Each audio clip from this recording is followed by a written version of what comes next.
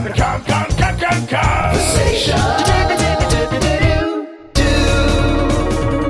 According to the Executive Club membership, you're also granted access to the lounge. But it's just a better place to sit in the airport, right? No! The lounge comes with a snack buffet, house drinks, shower suites, and a personal travel assistance. I've been a fool to travel without these perks. A damn fool! Hello, and welcome to the Kongversation.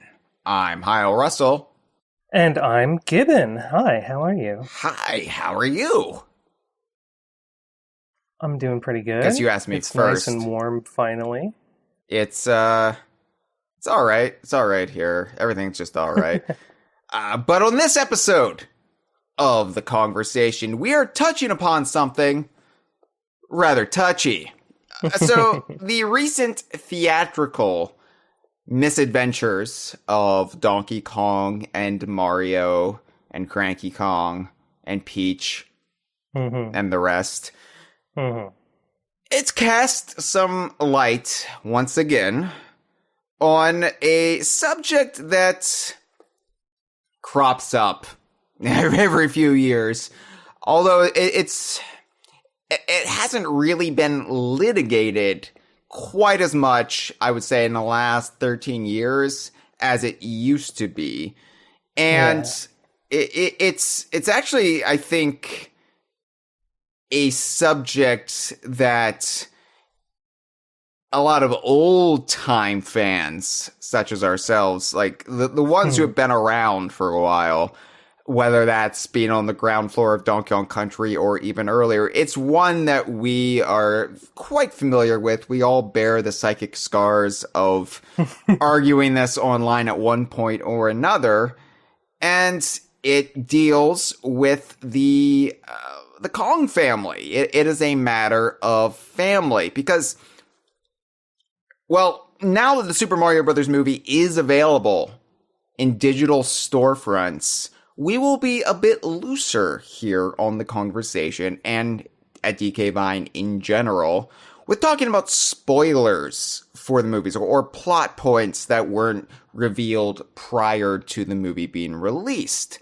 And this particular issue was actually released in some promotional materials ahead of the movie's premiere in April, but we'll get into a little bit more about how the movie deals with it and how it's kind of a central crux of the, I guess, dramatic arc, if you can call anything in this movie dramatic, of Donkey Kong. Because we're talking about the relationship between Cranky Kong and Donkey Kong, which the movie defined as being that of father and son.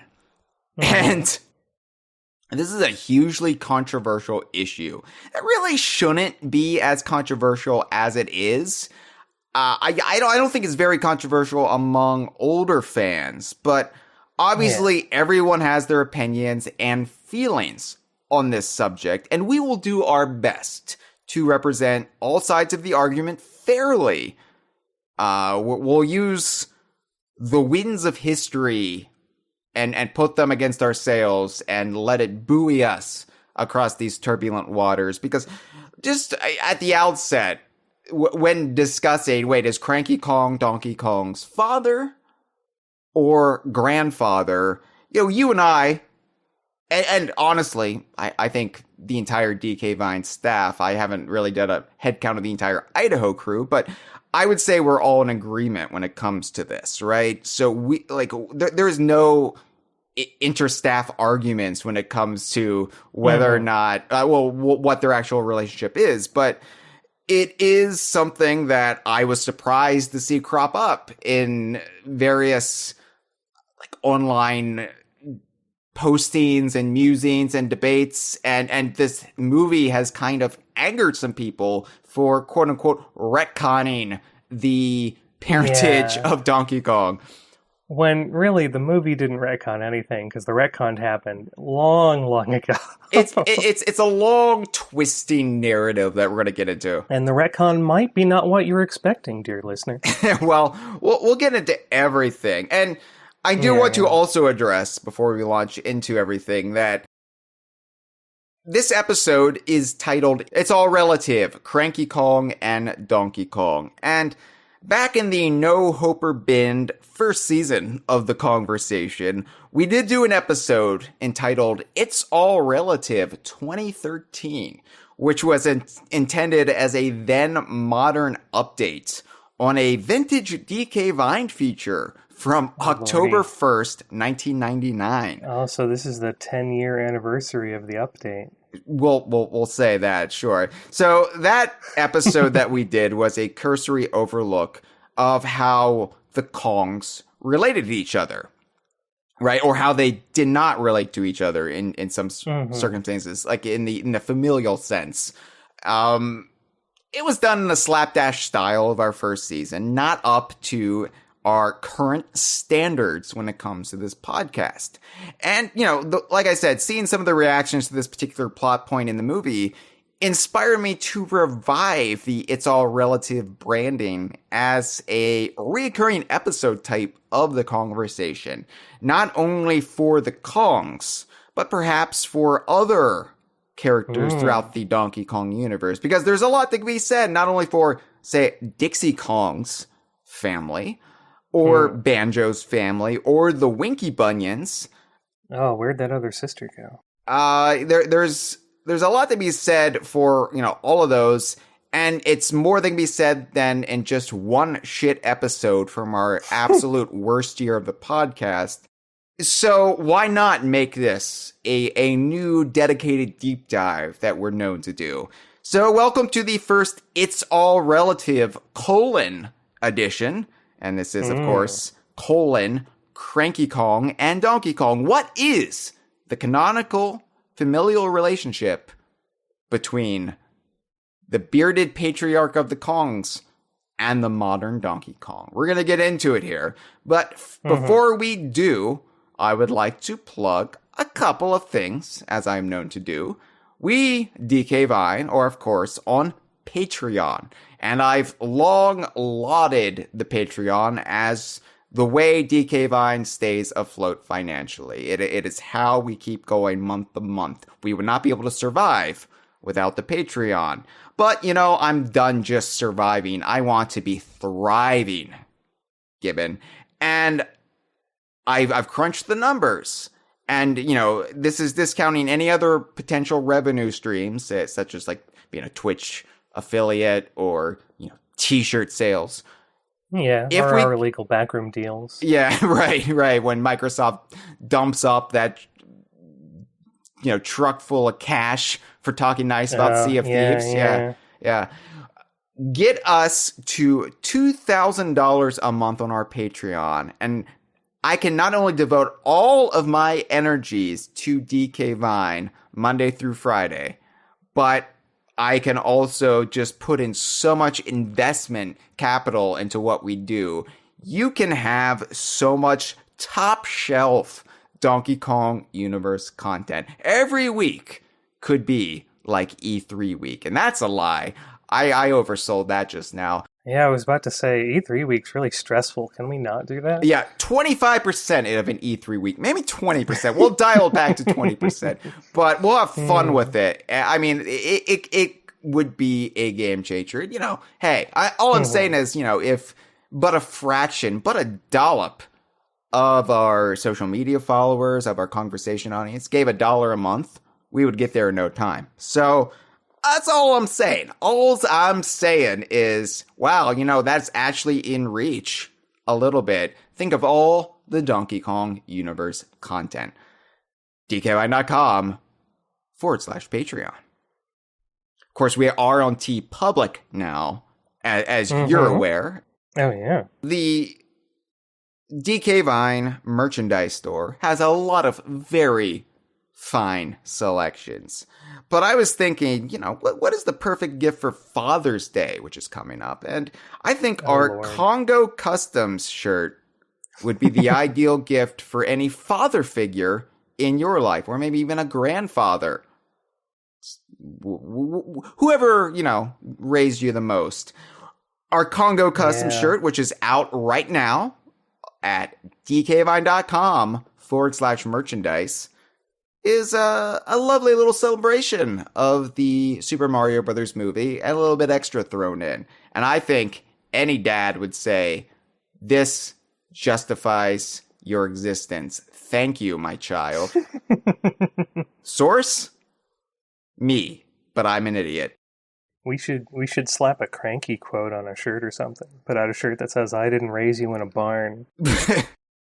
So, speaking of Cranky and raising, you're here. Yeah. You're here right now because we're going to get into some of the pre-Donkey Kong Country history of Donkey Kong. And, you know, some people might not know this. They may be more familiar with you nowadays as a DK Vine staffer, but you actually got your start and you still run and maintain a sort of more vintage counterpart to DK Vine, actually designed to be the arcade era counterpart to DK Vine, because DK Vine, we started Donkey Kong Country, right? We acknowledge the arcade history, but we really start when Rare took over the franchise and launched their own shared universe on the back of Donkey Kong. Well, that's what DK Vine covers. That's our purview. But you and your friend Milo run DKGirder.com. That is correct. I should probably update that site layout at some point in the near future. You always say that when we plug it on these episodes. I do always say that, and occasionally I do update it, but I always think I need to update it because I never think it's good enough. You know how it goes. Oh, yeah. We're in the middle of updating DK Vine's, parts of DK Vine, so the commiseration is there. But yeah, DK Girder, we start at the arcade games and cover that side of things and occasionally overlap with what DK Vine does. These days it's mostly Pauline's appearances in places because she's got a new lease on life. But there's other stuff as well. We've kind of expanded a little bit to cover more pre-DKU predecessors to other branches of the DKU as well. So I've been kind of compiling like the Pendragon games and the Saberman games to update the site information on those as well. Interesting. Yeah, so check it out if you like things pre-ACM. If you're the more of the Cranky Kong, you know, I think DKGirder.com would be his preferred site, and it would be your preferred site as well. Check it out. All right, so Cranky Kong and Donkey Kong. And when we say Donkey Kong, we can sometimes be referred to Cranky Kong, but we also might be referred to the current Donkey Kong. So yeah, we'll try to keep it clear. Right. I think we'll probably refer to Cranky Kong as Donkey Kong when we're talking about anything pre-Donkey Kong Country. Yeah, maybe throw a senior in there to contrast the junior. Sure. So there's some discrepancy. Historically, there's been some historic discrepancies over whether the current Donkey Kong is Cranky Kong's son or grandson.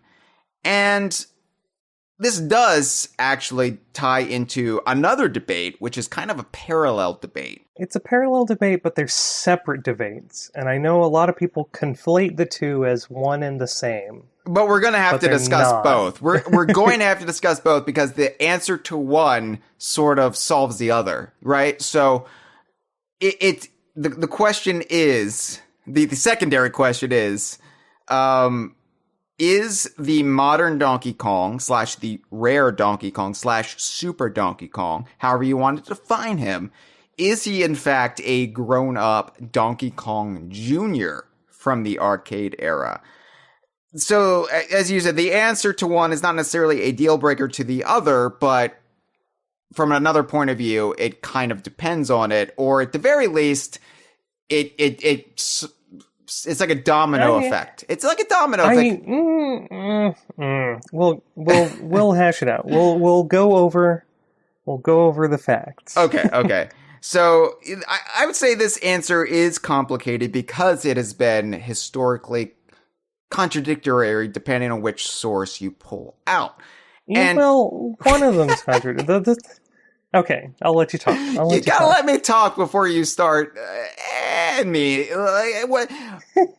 Look. We are both in agreement here. We are of both like minds. You know where I stand historically on this. So what I'm trying to do is actually I'm trying to be fair, and I am looking at all of the evidence, both in the pro and the cons column, to what we're about to discuss. Because, like I said, DK Vine's staff, two of which I see in the live stream chat right now. Hi, Cameron. Hi, Dustin. We come down firmly on the side that Cranky Kong, at the very least, should be considered Donkey Kong's father. We'll get into the fine print in a little bit, but we also believe that the modern Donkey Kong is, in fact, an adult Donkey Kong Jr. Or at the very least, most of us believe that that is the only solution that makes the most sense. That is the cleanest answer to all of this, because any other take on it would raise far too many questions, most of them dark and sordid. And wait a second, what happened to Donkey Kong Jr.? And so we'll parse through all of that, but I don't want to be shutting down the opinions of fans who might view things differently than we do, because I do. Okay. But you also don't have to run DK Vine, and you're not trying to necessarily... Hey, I run a decent amount of it. Okay, but the forum's down right now, so... That's true. It's been really nice, actually. I am trying to make DK Vine a welcoming, inviting place for all Donkey Kong fans. And I don't want to say, hey, this is what we believe, so this is what goes. Our way or the highway. That's the way, teenage Hyle would deal with things back when DK Vine first launched. I have matured, and I'm trying to be a better person each day of my life. I look in the mirror and I say, okay, how can I be better than I was yesterday? How can I grow as a human being? And so part of that is trying to sort of unclench my sphincter when it comes to this nonsense, because this is all just nonsense. This is made up. You're right. Stupidity. At the end of the day, it doesn't really matter. It doesn't. Yeah. It doesn't matter. And I want people to come into this series with whatever makes them happy. If your personal fanon or headcanon is one thing and we say another, that's not us shutting you down. That's just us espousing our opinion. And just because we have the microphone, just because we have the platform, doesn't necessarily mean that our opinions, our voice, should be weighed any more heavily than yours. That's true. This is a discourse. This is a debate that I think will never go away fully, even if Nintendo comes out and says, all right, this is the way it's going to be. This is what we're going with. There's always going to be, but in 1999 it said this, but in 2010 it said this. It's always going to be, depending on when you entered the franchise, where you entered the franchise, it's always going to be one thing or another. So what we are going to do is go over the entire history on this episode. And that's going to take us back and forth a little bit, but we're going to try to come up with a solution that, or at the very least, explain our positioning on this subject, and maybe that will help you understand where we're coming from, and maybe going over this will help us understand where you, those who disagree with us, are coming from. I can feel you seething right now, but I am taking a deep breath, and I'm gonna be diplomatic and civil and enjoy myself while we go over this. I feel like once upon a time you would have wanted me to be like this, and now that I am, it's your worst nightmare. You can't. Yeah, we've win. penetrated places a little bit. Yeah. Why are you a zealot when it comes to this? Come on, you have to keep me honest. I'm the one who was running out down the streets in their underpants, screaming about. But they're fashionable red underpants. Yeah, they are. Y fronts, in fact. So, I think, like I said, a lot of it depends on the conditions in which you became a Donkey Kong fan. That's pretty common. I've noticed when talking about this with people online, is it really depends when, they came into the series and what their first impressions and what they soaked in as they were getting familiar with things.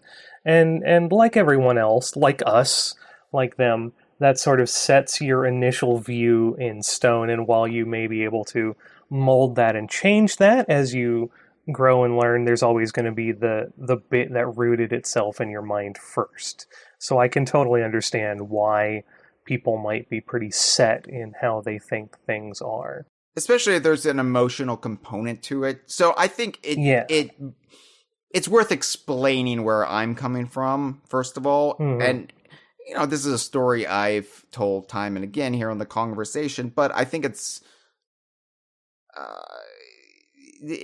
worth going over this again because it is essential to this part of the debate. So, I was a ground floor Donkey Kong Country kid, as I've said. I did have Donkey Kong Classics for the Nintendo Entertainment System, which was the combo cartridge that contained the NES versions of Donkey Kong and Donkey Kong Jr.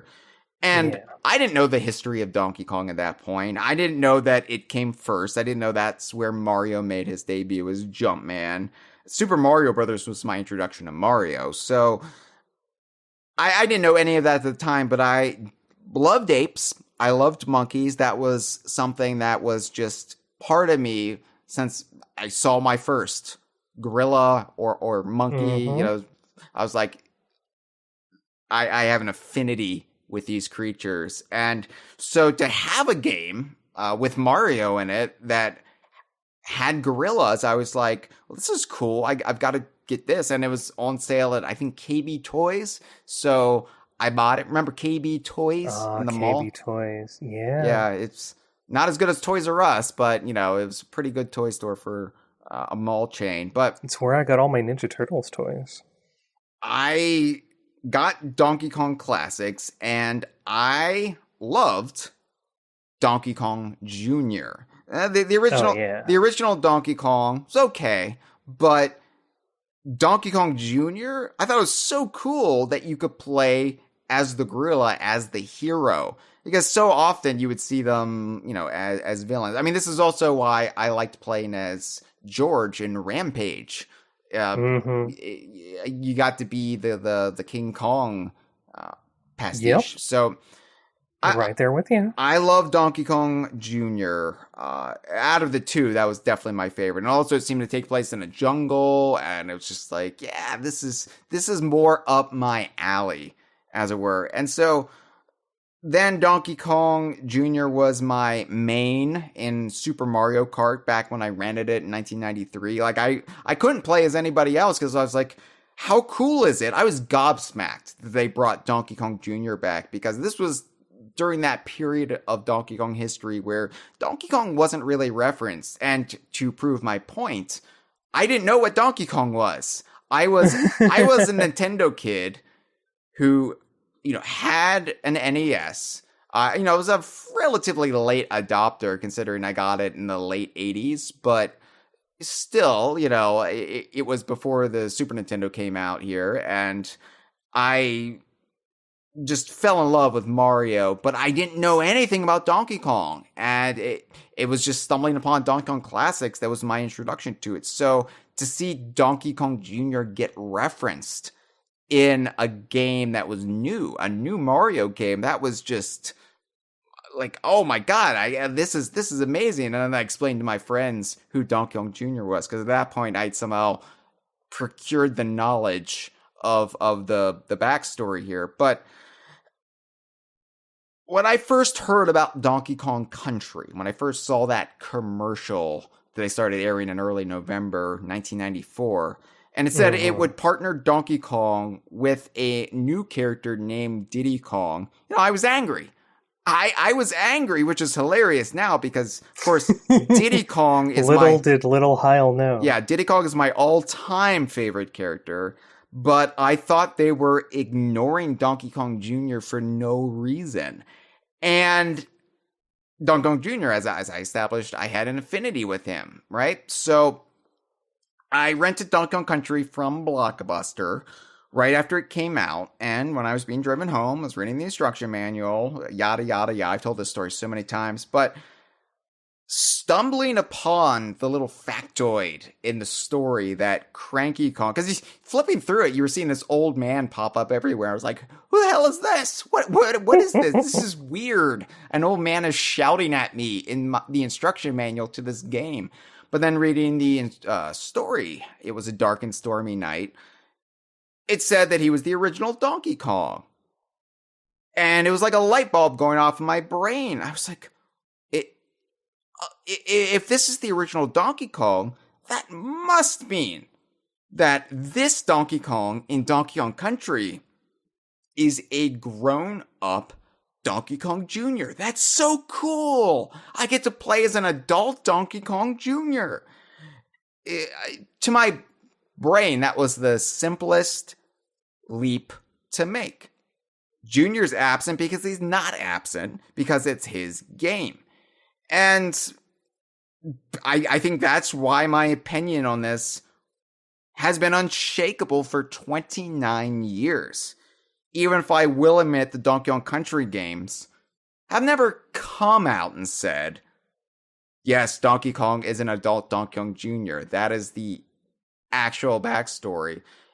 We'll get into some of the ways. I suppose it is weird that the actual games have never stated that. Maybe that's the source of a lot of people's confusion, because it says it everywhere in supplementary material. It's been alluded to, I feel, but only just. Like, they walk up to that line, but they never completely cross it. There's probably a very good reason that they've never come out and said it, especially back then, which we'll discuss. I feel like this is sort of the Rosetta Stone towards deciphering why this is such a confounding matter.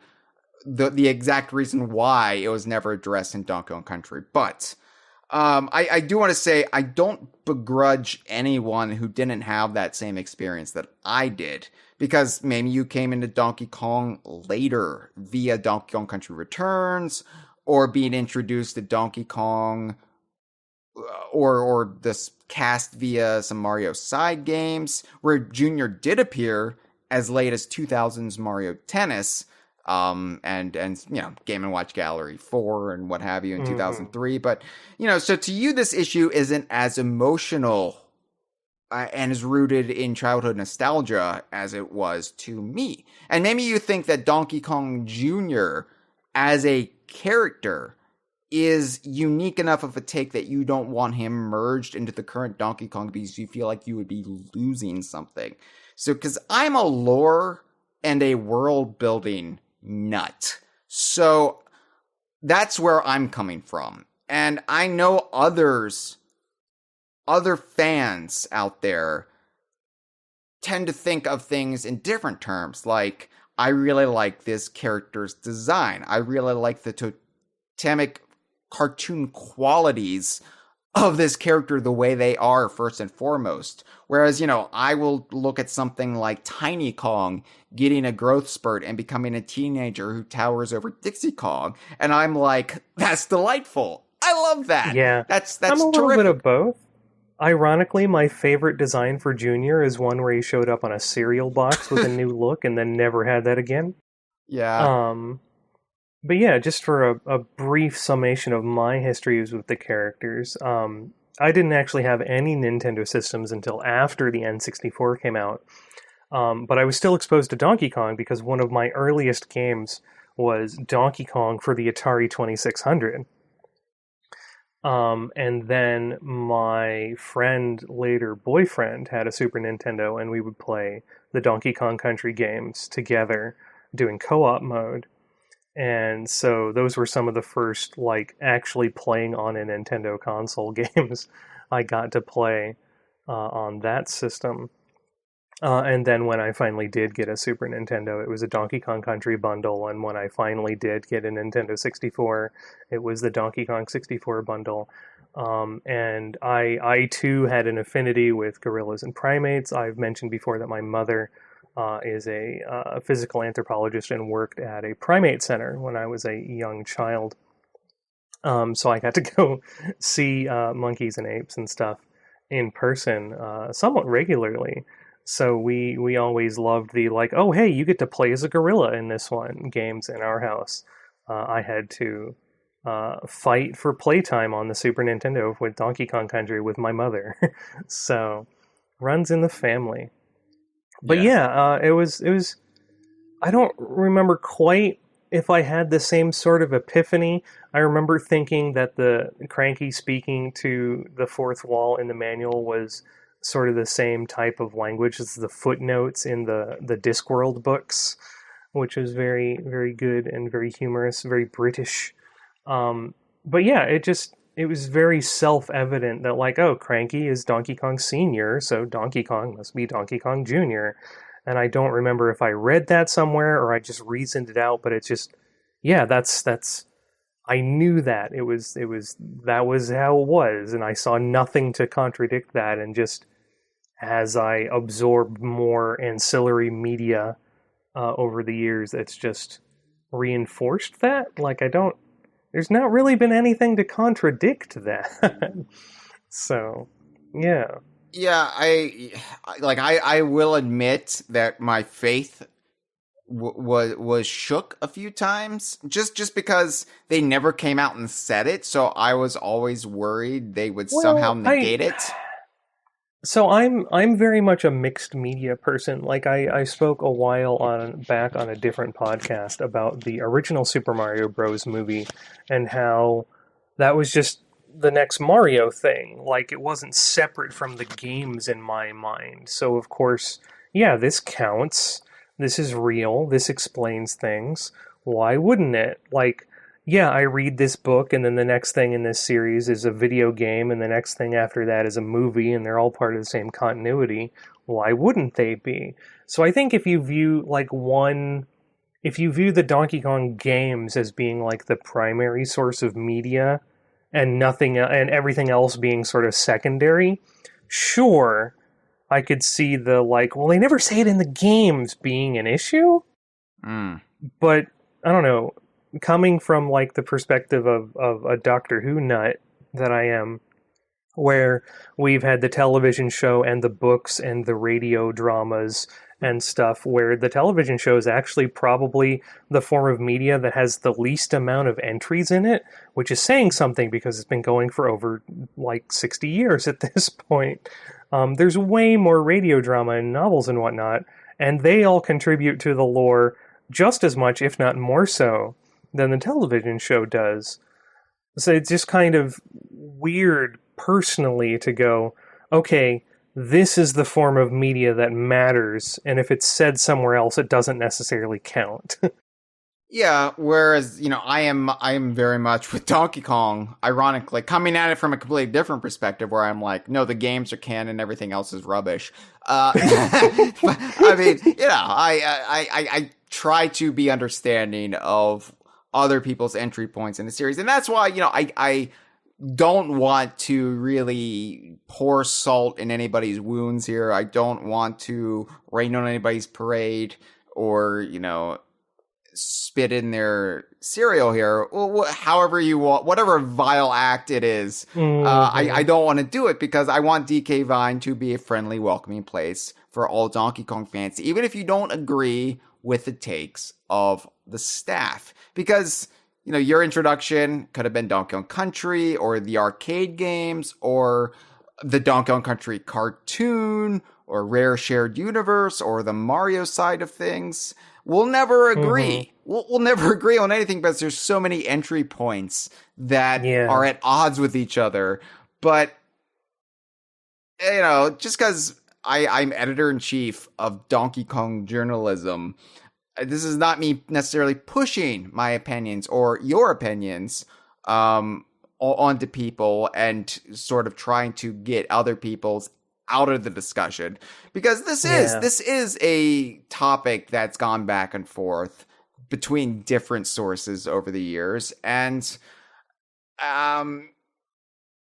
I think that's due to the nature, like I said, the nature of how this all came about, of how the character of Cranky Kong came about behind the scenes, the character of Diddy Kong, and, you know, it does tie into Donkey Kong Jr. as well. I would argue, actually, despite what you said, that it doesn't really matter. Junior is actually the crux for all of this, the sort of origin point for why we have a Cranky Kong, for why I guess a Cranky Kong as we know him as Cranky Kong. Yeah, that's true. Yeah. That's correct. Yeah. Yeah, so why don't we start getting into that, I guess? Yeah, well, we're going to have to get into the pre-country history a little bit, which is pretty much why you're here, because I would be like, girders? But you can probably be more eloquent when it comes to all of this than I can. We need to get into the history of Donkey Kong Sr., i.e. the original Donkey Kong, and Donkey Kong Jr. Yeah, so in the beginning, there was Popeye. God! All right, I gotta pour myself a drink. I didn't know we were gonna go that far back. Oh, I'm gonna skim this bit. We'll skim through this first bit. We'll speed run this. So you had Nintendo trying to make a Popeye game, and they couldn't secure the license, or it fell through, or whatever, and so they changed the characters to. From Popeye and Olive Oil and Bluto to Mario and Pauline and Donkey Kong, as they were eventually known. And it came out, and it was one of the games of that era that literally made the nation run out of quarters. They had to start minting them in higher volume because arcade games were the new thing, and they were just eating money, taking it out of circulation. I think Pac-Man also contributed to that. And then Nintendo also had the Game & Watch line of handhelds, and of course they were going to make Donkey Kong for the Game & Watch as well. But the thing about the Game & Watch handhelds is they were a game and they were also a watch. They had a little time functionality. They ran on watch batteries, and they had watch functionality in them. So you could set a clock, and you could set an alarm to go off to make sure you weren't playing too long, or to let you know if a time had elapsed or something. Can I just clarify for the younger listeners out there, this is before everybody carried a phone in their pocket that has a clock in it. So people... Oh, God, we have to specify that, don't we? People would tend to wear watches as more than just a fashion statement. It would actually serve a purpose of, this is what time it is. Yeah. So this might be your only way of telling what time it was on the go. Unless you can, judge it by the sun, the position of the sun. Yeah, something like that. The neat thing about all these Game & Watch games is that the timer was diegetic to the game. So they'd often be in the form of little characters with a bell in hand that would ring the bell when the alarm was going off. And in the case of Donkey Kong's dual screen adaptation, this alarm ringing character was a little guy called Mini Kong in the instruction manual. Not like Minnie Mouse, but mini as in tiny. Not as in Tiny Kong. As in that, yeah. A Mini Kong. Miniature, yes. A miniature Kong. And he was a little child-sized ape with a old town crier bell in hand. And this was the kind of genesis of what would eventually become Donkey Kong Jr., not even a full year later when that game came out in arcade. And this was not the first or last time that Nintendo would sort of test drive a concept on the Game & Watch before putting it out on their larger platform, which was the arcades at the time, and later would be the home consoles. They did this with Donkey Kong 3 as well, where the basic concept and Stanley debuted in Greenhouse, and then less than a year later, Donkey Kong 3 proper happened. So DK Jr. also kind of got his start in this way. But yeah, we get Donkey Kong Jr. for the arcade, and it's Donkey Kong Sr. and Donkey Kong Jr. Right off the bat, the familial relationship is really clear-cut and dry. It's father and son. It's in all of the marketing, all of the television commercials, on the cab art, come save your papa. And yeah, like you said, it's cool. You're playing as the gorilla. It's awesome. Everything is hunky-dory. I obviously never saw it contemporary when it aired, because... Oh, yeah, but before I was born. There is this commercial that I've seen on YouTube where they have an actor playing Mario, or what they thought Mario looked like based on the available sprites and art assets. And he was antagonizing Junior as Junior was walking up this, climbing up this recreation of a Donkey Kong Jr. stage. And terrifying. Yeah, I kind of miss that old rubber hose villain Mario design. He looked kind of like Waluigi, actually. A little bit, yeah. It just cracks me up how we've softened the edges of Mario so much in the last... Well, his design. He's still an asshole. Oh, okay, yeah. But yeah, in the last 40 years, just like, he was always... Like, I would say, like, they really didn't stop softening him until probably the aughts. Like the early aughts, around the time of Sunshine. But yeah, they've definitely made him... I think Smash is actually what made them start kind of roughing up the edges again. But yeah, Junior, kind of a regular, appeared with Donkey Kong in various cameo spots, like in the background of Punch-Out. You can see Donkey Kong Sr. and Jr. in the crowd and stuff like that. He was almost in Donkey Kong 3. If you go and look at the sprite data on the arcade machine, they made new sprites for Donkey Kong Jr. He was going to like climb up and down the vines and, I don't know, harass the bees or something. We're not entirely clear what he was going to do. They didn't add him in the end. But yeah, he was around when Nintendo was licensing out properties willy-nilly around that time. Junior was one of the licenses that got farmed out, so he got his own show in the Saturday Supercade block, separate from his father, where he was basically Scrappy-Doo and went around with a not Shaggy.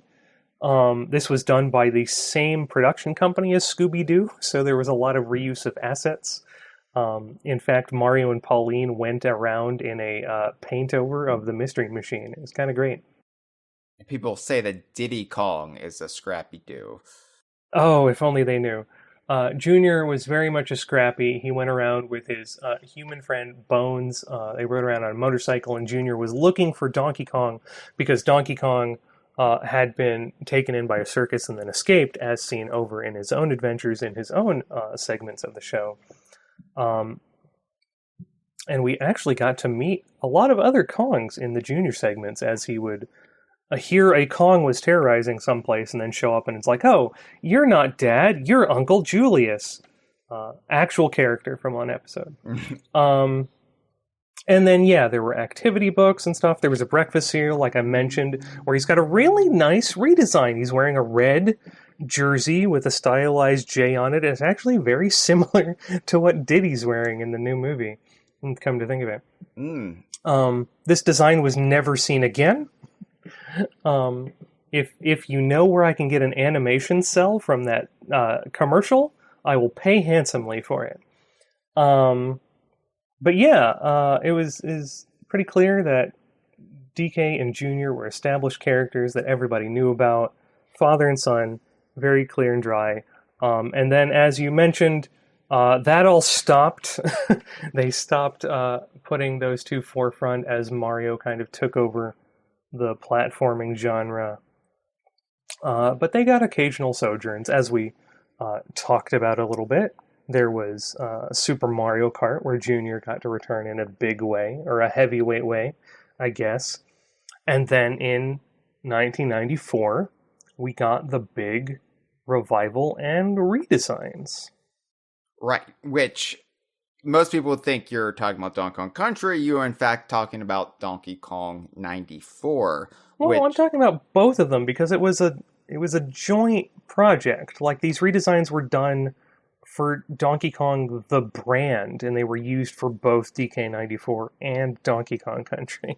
Yeah, I mean, Donkey Kong 94, which came out several months before Donkey Kong Country, sort of, like I said, Donkey Kong had fallen out of the public mind, and younger gamers had no inkling of who Donkey Kong was. Yeah. So this was very much a give people a frame of reference for the upcoming Donkey Kong Country. Right. And what Donkey Kong 94 also did in some respect was create sort of a split timeline for 9 years. And I don't mean a split continuity so much, but it created... Yeah, this isn't a Zelda discussion. Yeah, it created two concurrent takes on Donkey Kong that would coexist up until 2003. One on the arcade side of the timeline, and one on the country side of the timeline. Donkey Kong 94 redesigned the characters of Senior and Junior,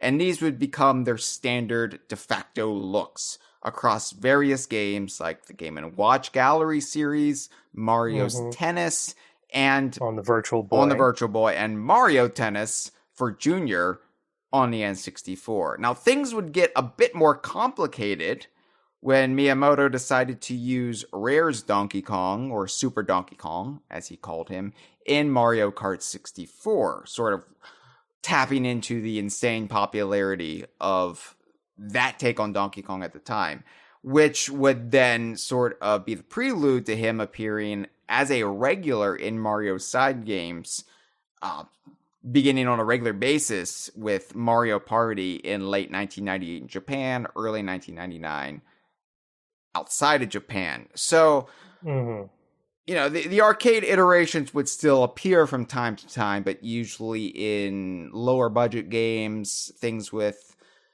probably less eyeballs on them. They'd still be around just under the surface in these side, like, handheld games for the most part.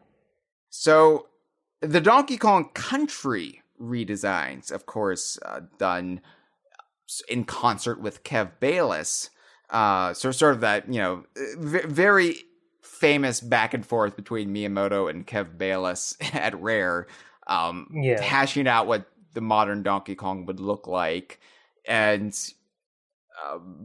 two sides of the extreme, right? You get the very... sort of traditional Miyamoto take. You've got the Battletoads as Kev Bayless take. They met in the middle, and I think that was for the best on both sides. Yeah, but it turned out well. The Donkey Kong Country redesigns weren't originally intended to advance the timeline or age up the characters in any significant way. In the early days of Donkey Kong Country's development, Cranky Kong was not Cranky Kong. He was Grandpa Kong, the actual grandfather to the arcade Donkey Kong. And Donkey Kong would be teaming up with his son, Donkey Kong Jr.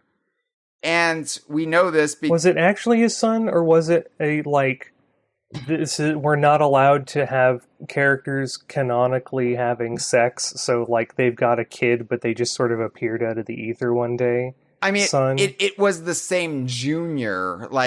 If there was going to be any light retconning... I was watching a movie marathon the other day of the old Tarzan films, and you had Tarzan and Jane and Boy just sort of appears one day. Tarzan and Jane weren't sleeping together or anything. Boy just showed up, and they took him in. So, I'm just kind of wondering if Nintendo of the time was doing that sort of sanitized family expansion version of things. Yeah, the two fit tone people wearing loincloths living in a treehouse aren't sleeping together, sure. Yeah. So, we know they eventually did that with the Koopalings, right? They're not Bowser's children, they're just these people. Yeah, talking of retcons. It's no, Bowser is a fucking machine. He's a fucking machine. He sleeps around. He's got Bowser Jr., the Koopalings. He's got the Koopa kids from Mario Party. Remember them? There's at least 7 of those. There's one manga where he meets the Koopalings for the first time, and he's like, "Oh God, I have no idea who the mother could be." And that's how I picture it in my head canon too. Like he's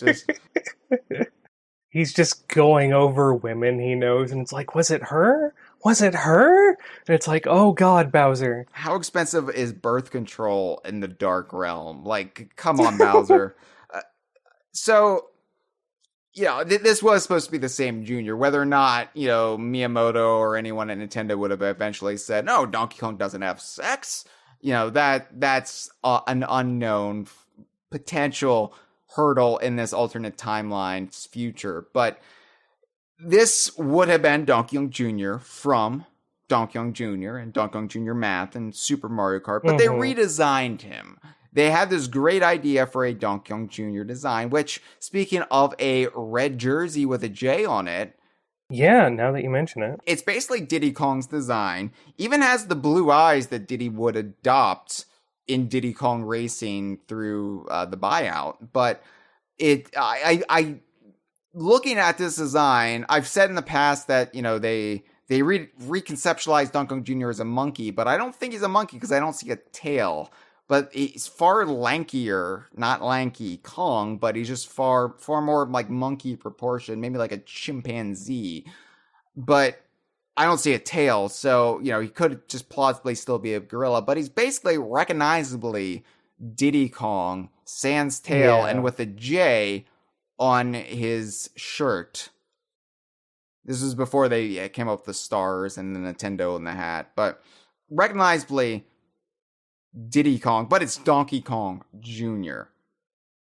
And this was shared by Greg Mails on social media several years ago, which is how we've been able to see it, and it's just mind-blowing at the time. But the character of Grandpa Kong, on the other hand, is not cantankerous old coot who, shakes his fist at what video games have become. No, he's a friendly, wizened old man who's got completely white fur all over. Still very much gorilla proportioned as well. Gorilla proportioned. He's not frail in any sort of sense.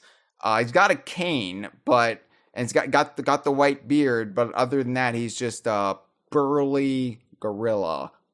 Mm-hmm. Yeah. So this was the original idea for the characters. Arcade Donkey Kong, his son Junior, who's now wearing a J jersey and a red hat, and Grandpa Kong, Yeah. So... And all of them have eyes that don't look in the same direction. Yeah, they're all a little bit wonky Kongs here, but Rare really liked their design for Junior. I mean, they really felt like they were onto something here. And they were, to be fair. Yeah. Nintendo felt that it was a bit too radical of a reinvention for Junior, and they gave the Rare an ultimatum. They said either revert Junior to something closer to his original appearance, or make him a completely separate character from Junior. Believing, as we would later find out, absolutely correctly, that the design would fit their more contemporary take on Donkey Kong's world and would perhaps be a breakout character, they stuck to their guns and opted for the latter. They decided to make him a separate character, a monkey, Diddy Kong, who at the time was portrayed as this idealistic young kid who looked up to Donkey Kong. So, of course, this would then naturally raise the question, well, if this young kid is hanging around Donkey Kong, where the hell is his son? This is the same question I thought when I saw that Donkey Kong Country commercial. Hey, wait a second. Donkey Kong has a son.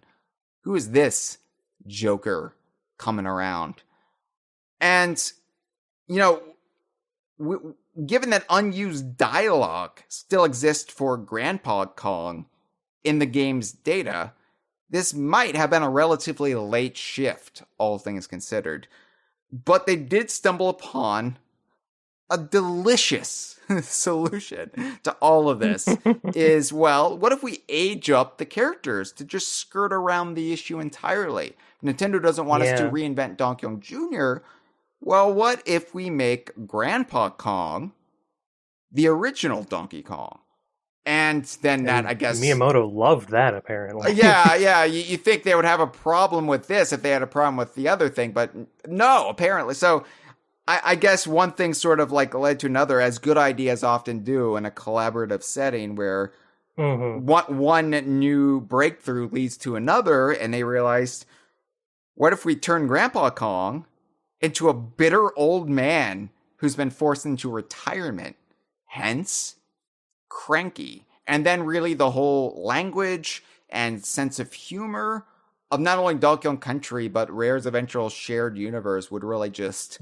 Yeah, it really informed the whole, this ain't your dad's Donkey Kong attitude they had with the marketing and whatnot. And that, and just the way they would treat like all of their characters, like the primary franchises in the DKU, their own relationship with, we know we're in video games. Like we're all aware. We're like, this is just going to be the language we use when telling these stories. So Cranky's origins as Grandpa really do remain in the DNA of Donkey Kong Country and found their way into the storyline because he was still presented as Donkey Kong's grandfather, even though, as we've already stated, the logic would dictate that if you simply aged up the characters a generation, the current Donkey Kong would be an adult DK Jr. Yeah. So, this whole mess started because Nintendo didn't want the Diddy Kong design used for Donkey Kong Jr., but they were okay with the original DK being radically reinvented into a crotchety elder. My take on this, and of course I wasn't there, I don't know, but I think it's like viewing it from Nintendo's perspective and not my own or not Rare's. I think it's because there's still a Donkey Kong running around, right? There's still a character identified as Donkey Kong. If you're saying Cranky Kong is the original DK, you've still got a Donkey Kong who can still serve that same purpose if push comes to shove. And the pushing and shoving would later be the Mario versus Donkey Kong series. Anytime Smash wants to play up that historic rivalry, they can have the modern Donkey Kong sort of fill that role if need be. You're not losing an IP, you're not losing the brand of that character, even though you want to take him in these new directions. But Diddy Kong doesn't really one-to-one fit the absence of a Donkey Kong Jr., so Rare basically left the issue of Jr. unaddressed for this very reason. And they would never really address it in the games, although, like we said, there are plenty of homages to Donkey Kong Jr. when appropriate. Yeah. I think sort of the tone they went for and the age up and stuff, I'm going to draw a parallel to Dragon Ball for a second, because the tone is very Toriyama, where you're capable of having a serious story going on, but also sort of having fourth wall breaking gag humor. But also Dragon Ball also did the age up thing where Goku went from being a cuddly little kid to a full grown adult after a time skip, and you've got sort of the Master Roshi character in Cranky Kong and stuff like that. So it just sort of puts me in the mind of, like, this was a not uncommon in mainstream Japanese kids media at the time. So it didn't exactly come out of nowhere. Which is probably one of the reasons Miyamoto was so receptive to it, I would imagine. Cameron actually said a while ago in the chat, suddenly wondering if there are Kid Goku purist in Dragon Ball. Ooh, that's a good question. Yeah. But yeah, so this whole hey, we don't want Junior redesigned like this, you need to do something about it, ended up causing a massive controversy, though, or should that be controversy? No. But not that anyone knew it at the time. So this is just sort of the beginning. But from this era, they were very much playing into the this is Junior grown up already. Like the there was a Mario manga. Speaking of manga, running in Comic Bomb at the time. I don't actually know if that's still running. But they were adapting the games, and they, to be on top of things, adapted DK94 and Donkey Kong Country in one sort of contiguous two-part arc over the course of about a year, starting around when DK94 came out and going through the end of the year when DKC came out and going into about halfway through the next year. And so it starts out with a bit of a flashback of the Mario Brothers meeting Pauline and coming across their circus and getting caught up with Junior, and Donkey Kong Sr. Kidnapping Pauline and taking them all back to his island and shenanigans ensuing there. They actually represented the helpful monkey characters from DK94 that are not antagonistic to Mario in that manga.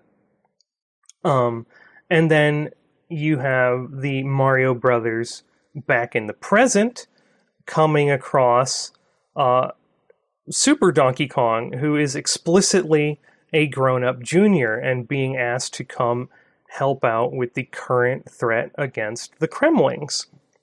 And you have a bit of a in-between design thing going on here, because you have Super Donkey Kong presented as he is in Donkey Kong Country as the grown-up junior, but then you have Cranky looking more like the Grandpa Kong design from the original document, where he's got a cane, but he's still big and bulky, and he's just covered in gray fur. So he hasn't quite shrunk yet. So, like, if you're like me and you take all things as being of equal canonicity, I'd put this, between DK94 and DKC. This is an in-between adventure. We're in a transition stage for the characters. But they also had, to be a crotchety old man for Diddy, one of the helper monkeys from DK94 now aged up into an old grandpa. So maybe we bring him up on a later It's Relative episode. But yeah, so that was like a very explicit. This was the manga that was running for Mario at the time, telling the story of DK94 and Donkey Kong Country, and just being really upfront. Yeah, this is Junior. He's grown up now. He's big and strong. He's flexing for people. They even showed what happened to Pauline. She is now the owner of Donkey Kong Island and keeps people from developing there, at least keeping them from developing there legally. Obviously, the Kremlings do not care about her land rights. But yeah, it's so this was very much like, I know some people have said online that like, oh, this is just like an NOE thing, and are very much of the opinion, like, it's a common opinion that like, oh, whatever Nintendo of Japan says is objectively correct and canon, and we can kind of ignore localizations, which is of course ignoring the fact that Donkey Kong Country was made in Europe first. Right. But also just kind of, that's not how any of this works. And I often point to like, well, this is the manga that NOJ approved and was out in Japan that says this thing you're arguing against. But then we get into the like, well, that's a manga and only the games count, and the goalposts keep moving. Right. And I often felt, like, maybe not so much nowadays when sort of the language barriers are more easily broken down and, we're actually like communicating with fans in Japan on the regular these days. But back maybe 20 years ago, people would always pull out that canard of like, well, this is what they believe in Japan, and this is canon, without much in the way of evidence, just like, I'm going to shut down this argument by pulling out the Japan canon is like overriding any localization, even if the game was made outside of Japan. It's just like, and like, I can understand where that came from, because there was a period in time where localization would just make shit up. Yeah. kind of famously with like the early Metal Gear games and stuff. Or change the names of characters for potential legal reasons, like or in Street legal reasons, Fighter. or just like making them more palatable or easy to pronounce, or just things like that. But they very much weren't doing that anymore by the time of Donkey Kong Country. Yeah, Donkey Kong Country was a collaboration, so very much a collaboration. But again, like, that information wasn't readily available to everybody. So, yeah, I can definitely see where opinions were formed back in the olden days. But yeah, like, this was just kind of information that was out there. So yeah, we had Cranky as an aged Donkey Kong Sr., we had Super Donkey Kong as an aged up Donkey Kong Jr.,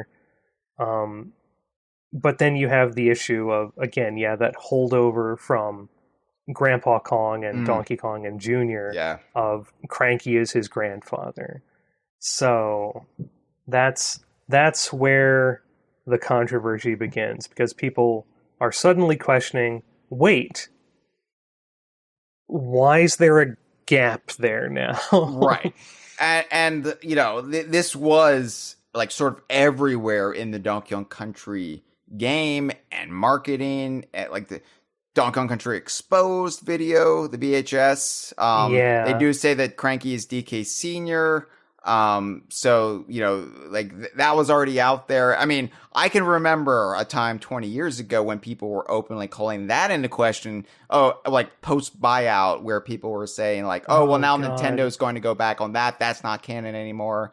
And thankfully we're past, I think we're past that now. I think people have finally I think given that up. Stemmed from one instance of talking about things where it said something like the original arcade game starred this one's ancestor and didn't say grandfather, which I think was just kind of a way of getting around the, like, is he a son or grandson? Let's just go with he's descended from that guy, but that just caused a whole different shitstorm. I also just feel like the instance of the buyout gave a lot of fans sort of this blank slate to just imagine how things were going to be on both sides of any argument, where Nintendo's just going to steamroll Rare's canon, no, this is terrible, or Nintendo's going to steamroll Rare's canon, this is wonderful, we're going to get one Donkey Kong again, and it's just like the one Sith. Yeah. So, but that was like put out there, like, without question, that Cranky was DK Sr.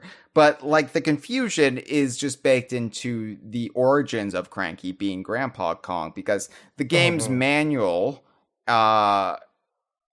mentioned that Donkey Kong groggily rolled over to see the familiar wrinkled, white-bearded, grouchy face of his old granddad, Cranky Kong, peering down at him. The instruction manual was written by Nintendo of America's Dan Alson, except for the Cranky Kong text bubble blurbs, which were apparently written or provided by Greg Mails. So excellent work. Yeah, and then of course Lee Loveday would take over the instruction manuals with DKC2. But they sidestepped this issue entirely in Donkey Kong's bio, which read as such: the star, Donkey Kong; the king of swing; the Thrilla Gorilla; the prime primate. It's Donkey Kong. But this is not your father's Donkey Kong. Although he is a relative of the classic arcade character, Country's Donkey Kong is a totally new character with a new look, new moves, and a new attitude. So, calling him a totally new character here, I think also added fuel to these fires, where all of a sudden, okay, well, if you have Cranky Kong as the granddad, and you're saying this is a totally new character, that means he's not Junior. So it must mean he's Junior's son, right? That I think this is really where people would make that leap from the outset. Now, my problem with this, and my problem has always been with this, is that him literally being a totally new character would not work with the following bio, which came immediately after, which is Diddy's.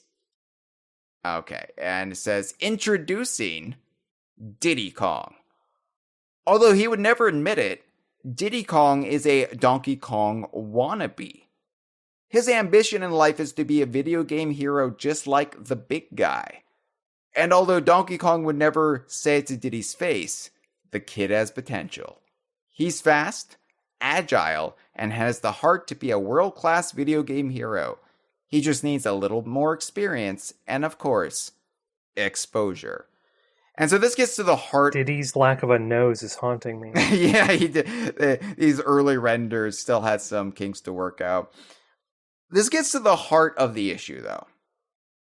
How can Donkey Kong, of Donkey Kong Country, Super Donkey Kong, already be a video game hero who Diddy is emulating, who Diddy wants to be just like, if he's a totally new character? Yeah. And the metatextual story, which I feel like is at the heart of Donkey Kong Country, and specifically Diddy Kong's hero arc,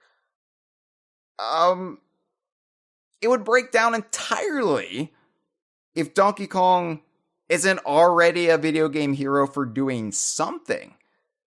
So this is one reason why the Donkey Kong is Donkey Kong Jr., why the advocates for that, such as us, always felt so strongly about it, because it's almost essential to Diddy's very existence for Donkey Kong to be a pre-established character. Yeah. It's the whole foundation. It's the whole thing holding up his storyline, which takes us through much of the rare era of Donkey Kong and spawned the entire DKU. It all hinges upon this one notion that Donkey Kong was around and doing notable stuff, both in universe and as a video game character before Donkey Kong Country. And so that's why I have always hated this little sentence written by Dan Alson, because I don't think he was considering what he was saying. And again, this wasn't Rare who wrote the Donkey Kong Country instruction manual. This isn't me like discrediting Dan Alson. I think he did a fantastic job with his instruction manual. But it's just like this confusion with Grandpa Kong that's baked into sort of the very code of Donkey Kong Country. It had a trickle-down effect on a lot of things in this, and in this early rollout of Rare's Donkey Kong, and this is it right here. Yeah, so I can see where confusion would arise. Now, everything does state Granddad for Cranky at this time. However, there is in-game text where Cranky Kong states, when you visit Cranky's cabin, and he's beating Donkey Kong with his cane savagely, Cranky says, "Make sure to shut the gate on your way out. I didn't raise you in a barn." Yeah, so even back then, they're going with the grandfather, but he raised him.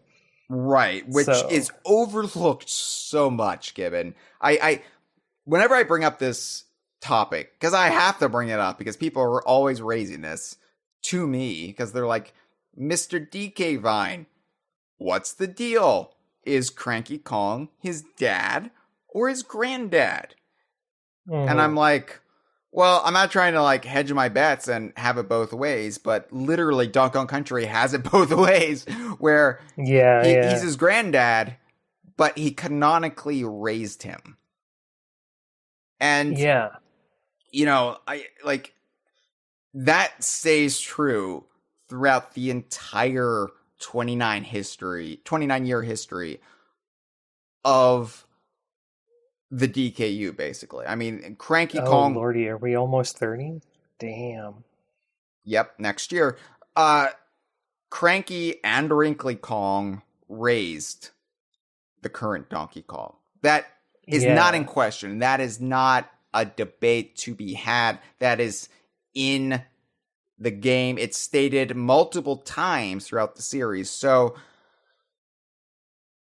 yeah, I mean, and like, if this was just one line of dialogue, you can maybe, hand wave it away, but it comes back in Donkey Kong Country Returns, and Cranky, talks about, well, we'll get into that a little bit later, but basically, I don't think, this can be dismissed. So, then, devil's advocate, right?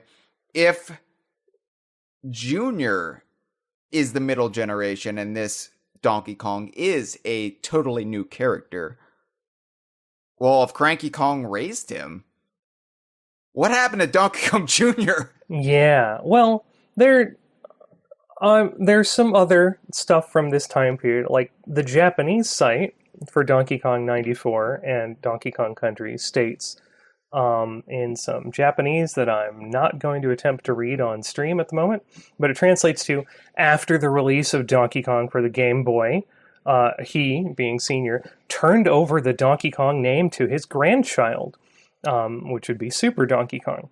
So, while the presence of a missing generation is up for debate or not, at this point, even Nintendo of Japan is going with, Cranky is his grandfather, but also there's only 2 Donkey Kongs. If there is a missing middle generation, their name wasn't Donkey Kong, and therefore they couldn't be Donkey Kong Jr. There's this idea, and it's become such a common idea online and in recent years, that Donkey Kong, our Donkey Kong, Super Donkey Kong, is Donkey Kong the Third. I see it so many times, Donkey Kong the Third. I'm like, that's it's. I understand why people make that leap. I do. It, like, common misconceptions about how the junior label works, thinking it has to be the direct next generation, and also just it's an easy assumption to make if you're not kind of looking at the nuance of the situation and you only have a casual understanding of things. So, yeah, I get it. Yeah. Now, some of the confusion also ties into... And this doesn't help any argument, really, but this ties into the age of Junior in Donkey Kong Jr., the game, and all of his appearances sort of in the years after. Because... Well, I think I think the confusion's actually from Mario's age. Well, Junior has been portrayed... anywhere from a little baby, I'm just a little baby Donkey Kong Jr., to plausibly a teenager, maybe. Whereas Mario has been portrayed, as like this dude in his mid-50s, it's Mario's somewhat consistent. I think the official byline is that he's like eternally in his 20s or whatever, but like different media's kind of portrayed him differently. We've got, everything from Bob Hoskins, older, gruffer Mario, to like the Saturday Supercade, where he was kind of skewed on the younger side and just happened to have a mustache already. So, and that can totally happen, especially if you're Italian. It's the early 80s, late 70s, early 80s, people just grow mustaches. Mm-hmm. Going back to some of the Japanese supplementary material, the official guide for DK94, which was part guide, part activity book, part manga. The manga in the back actually portrays Junior and Mario as being the same age, roughly speaking, and Senior being the older adult figure who has to come in and get them out of trouble when they run afoul of some local ruffians because they're out horsing around together. Yeah. So, yeah. Yeah, I think Donkey Kong Jr., a lot of, because he's coded, as a baby sometimes. He's coded as a toddler sometimes. And, I say like there were a few times I was worried Rare was going to steamroll their own canon. When Kiddy Kong was announced but not named, when we just knew that Donkey Kong Country 3 was going to have a baby Kong with Dixie. Kitty does kind of have the look of an updated Junior design, doesn't he? And I was wondering if like they were going to go back on like their canon and retcon Cranky as just this guy. Like, I had this fear in 1996 to show, like, even though I believe this, I knew how fragile everything was, even back then. So, but like, as I have adapted throughout the years, my understanding of Junior has also evolved, and I don't see him as a little kid anymore. I see him as like maybe even a teenager, or some sort of like adolescent, or I don't know, but I don't see him as a Kiddy Kong of his era. Mm-hmm. So yeah. Now, of course, as the Donkey Kong Country series would roll on, Donkey Kong Country 2 had them double down on Cranky being Donkey Kong's grandfather. Like, as much as we said it was an artifact of Grandpa Kong, it's not like they went back on it yet. They had the, of course, infamous line, "You've rescued that lazy grandson of mine," and dumped K. Rool in his own filthy swamp. Not bad for a novice. Which DK Vine inelegantly argued that Cranky just slurred his speech. He meant grand space son. It's like, when has Cranky ever been that? No, money down. Oh, they got the punctuation all wrong. Yeah, that was what DK Vine legitimately tried to argue in 1999, and I'm sorry. That was stupid. That was stupid even for us. I didn't do anybody any favors making that argument, but so during this time period, concurrent with Donkey Kong Country and Donkey Kong Land games coming out, as we said, you had the new looks for Donkey Kong Senior arcade era and Donkey Kong Junior arcade era running around in Mario Sports titles, Game & Watch Gallery titles, in tandem with the modern Cranky and DK. That's why I, for a long time, when I first came to DK Vine, was advocating for the Donkey Kong Country games take place after the Mario series. Like after the Mario series entirely? Yeah, and then you had the Mario versus Donkey Kong games are sort of the contemporary to Mario's adventures of the grown-up Junior before the Donkey Kong Country series starts. Well, I mean, it works if you squint. Okay. Well, I don't push it so hard these days, but I was gonna say there's been so many crossovers at this point. Anyway. Yeah, it kind of falls apart around the buyout. Yeah. But conveniently, they stopped using the old designs around the buyout. Right. So. Yeah. So 1999 comes around, and 1999 marks the first major shift in the narratives, where things become a little bit more streamlined, or at least they attempted to streamline things. Yeah. So 3 days after DK Vine launched, August 25th, 1999, Lee Loveday updates Scribes on Rareware. For more on that, listen to the previous episode of The Conversation. Absolutely.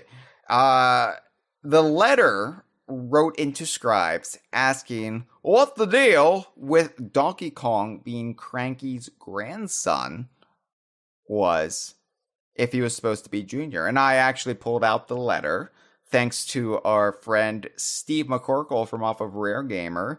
He has dedicated archives to Scribes and snippets for some reason. Steve, you got to get those snippets in there. But the letter in question reads as such. I'm only going to read the relevant paragraph because the letter then got into some other stuff. I'm a bit confused on some of the issues surrounding dynastic succession in the Donkey Kong games. If Cranky Kong was the original Donkey Kong, and the current Donkey Kong is his son, is the current DK the same infant gorilla who starred in Donkey Kong Jr.? See, you referred to him as an infant there. I have also seen references to DK being Cranky's grandson. In that case, what became of the heroic Donkey Kong Jr.? Did he vanish mysteriously in order to provide a plot cliche for one of his son's future adventures? So the response from Lee was thus. As far as I know, our DK is the son of Cranky, which does indeed make him the original DK Jr., all grown up. So if you see Cranky referred to as DK's granddad anywhere, just cover your eyes and hum loudly until it goes away. Yeah, clearly someone realized they'd made a mistake at some point. I don't know. I don't have any evidence to support this, but I feel like there might have been some pressure on Rare from Nintendo to shore up the relationships of the Kongs with Donkey Kong 64. Donkey Kong 64 is the only time you see Diddy Kong. Well, Super Smash Brothers the same year, but it's 1999 is the only year you see Diddy referred to as Donkey Kong's nephew. That's not the only year. That comes up a lot. That's a different episode. We'll talk about that later. But you had all of these like definitions of the Kongs that weren't there before, and I feel like they re-examined Cranky Kong and Donkey Kong around that time, and you're like, yeah, the granddad thing is stupid. Why did we stick with that? It makes the most sense to say Cranky Kong is his dad. We know he raised him. And it's just Junior, all grown up. And while Donkey Kong 64 never states that, literally, that Donkey Kong is an adult Donkey Kong Jr. And we do know that Nintendo proper was kind of overseeing Donkey Kong 64 a bit more than they were with the hands-off development they kind of allowed for the Donkey Kong Country games on the previous generation. Yeah, once they saw Donkey Kong whip out a double-barreled shotgun, they're like, all right, rein it in. Yeah. No, but in Donkey Kong 64, while they never say, hey, Donkey Kong, you the adult Donkey Kong Jr., Cranky does say that in the game, when you first enter Cranky's lab as Donkey Kong, well, if it isn't my lazy, good-for-nothing son. And pretty explicit. And the game manual, in Cranky's dialogue because Cranky, the Donkey Kong 64 manual is entirely written from Cranky's POV. Like, it's not even just text bubbles. The whole thing is just Cranky. Although the text bubbles are still there. They're still there, yeah. But it's just Cranky's stream of consciousness. Lee Loveday wrote the entire thing in character as Cranky Kong. And I love this shit. Yeah.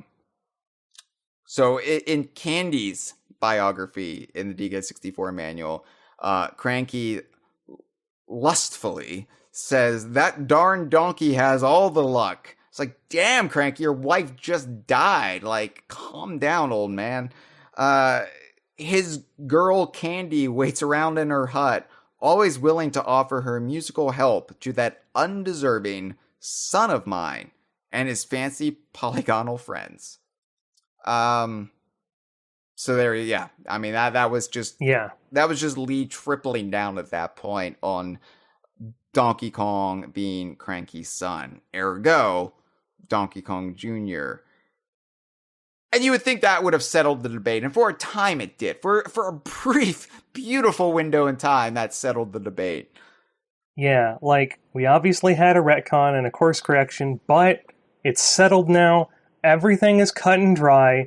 We're all good, right? No. The next year, NOJ contradicted the course correction with updated profiles of the Kong family, calling Super Donkey Kong the original's grandchild. I think they'd carried over some of their profiles from the earlier DK94 DKC site. And then the Game Boy Color port of Donkey Kong Country, just copied the original story verbatim, keeping the grandfather bits. Yeah.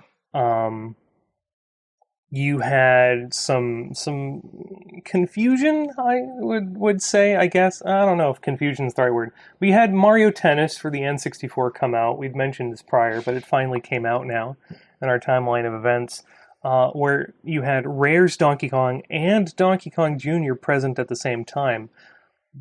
But I don't actually think this is an issue at all, because, as we've pointed out in episodes before, there were also Baby Mario and Baby Luigi around. Right. So, I think people don't tend to view Baby Mario and Baby Luigi as being on the same level as this, because Baby Mario and Baby Luigi are a common occurrence, and people have just accepted it, and whatever. They're pulling them from the time stream, whatever. But Donkey Kong Jr. appearing alongside Rare's Donkey Kong is so unique. It's really this one instance that is portrayed in such a literal way that people do view this as like evidence, as the smoking gun of, oh, you see. But okay, but here's my thing. If your argument is that Donkey Kong Jr.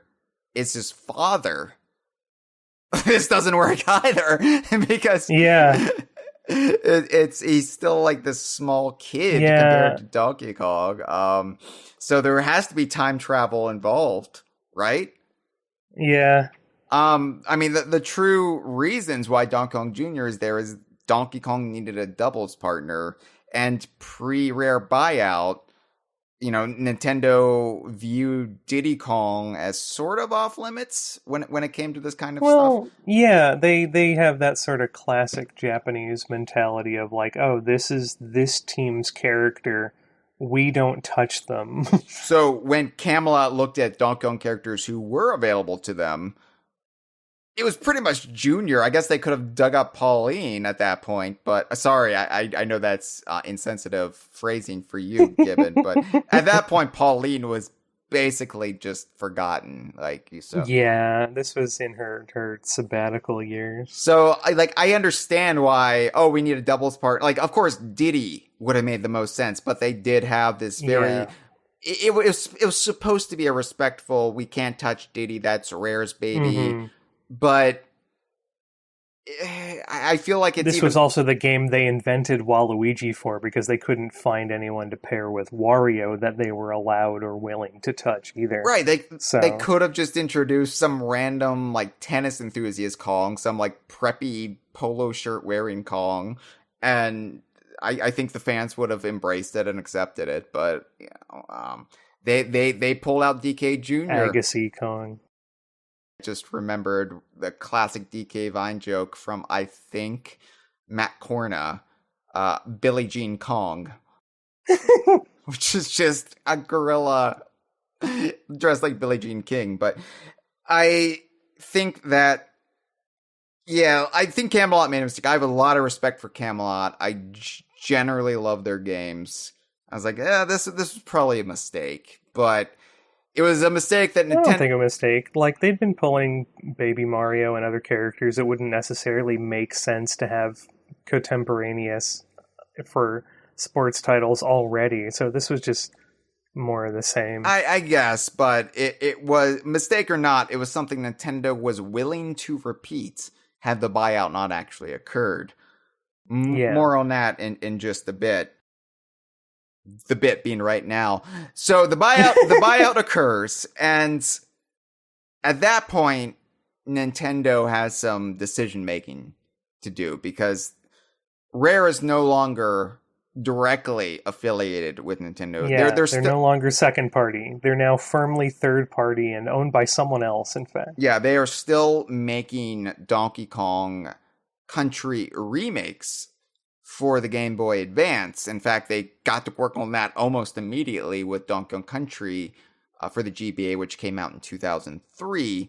But which again just copied the story from the manual verbatim. Yes. But they did restate for the record on the website for the game that Donkey Kong is actually 1982's Donkey Kong Jr. all grown up. So there it is, again, in writing. The Nintendo of Europe website. Yes, the Nintendo of Europe website. So, yeah.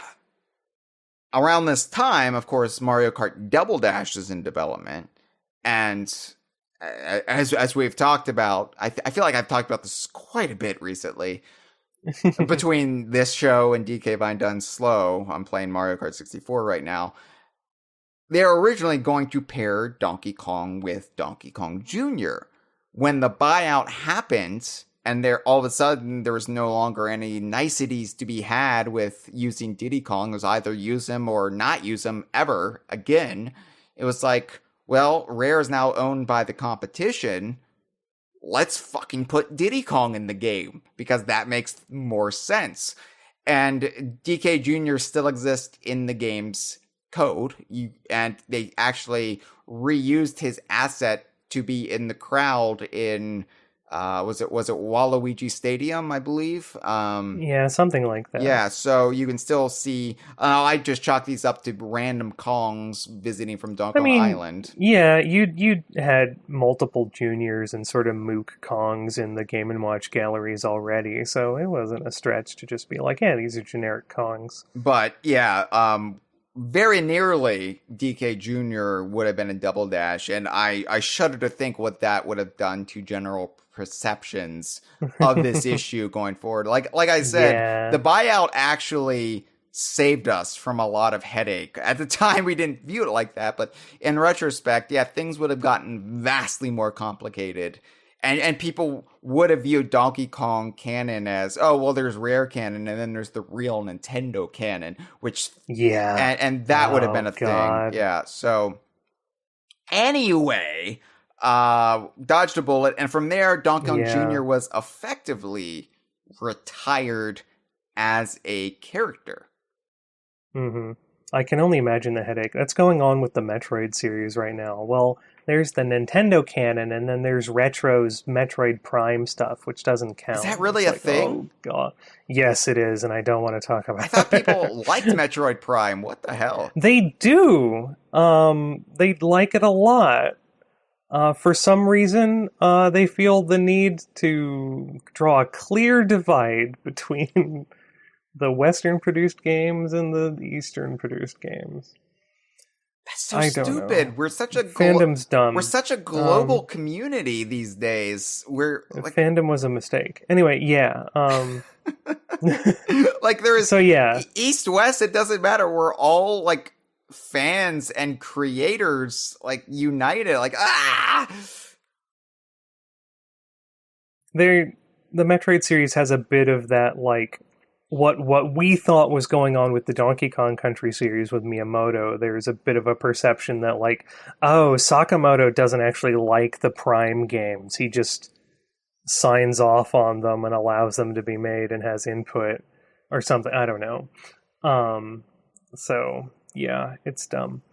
Anyway, back to Donkey Kong. They retired Donkey Kong Jr., I mean, essentially, he'll still crop up from time to time in a retro capacity, very poignantly portrayed as sort of a throwback when he's referenced. But then, hey, well, Donkey Kong Jr. has been retired, but don't worry, we're going to complicate the issue even more. Because in 2006, we got Yoshi's Island DS, which introduced the character of Baby Donkey Kong. Also Baby Peach and Baby Wario, but Baby Donkey Kong is the only one we care about.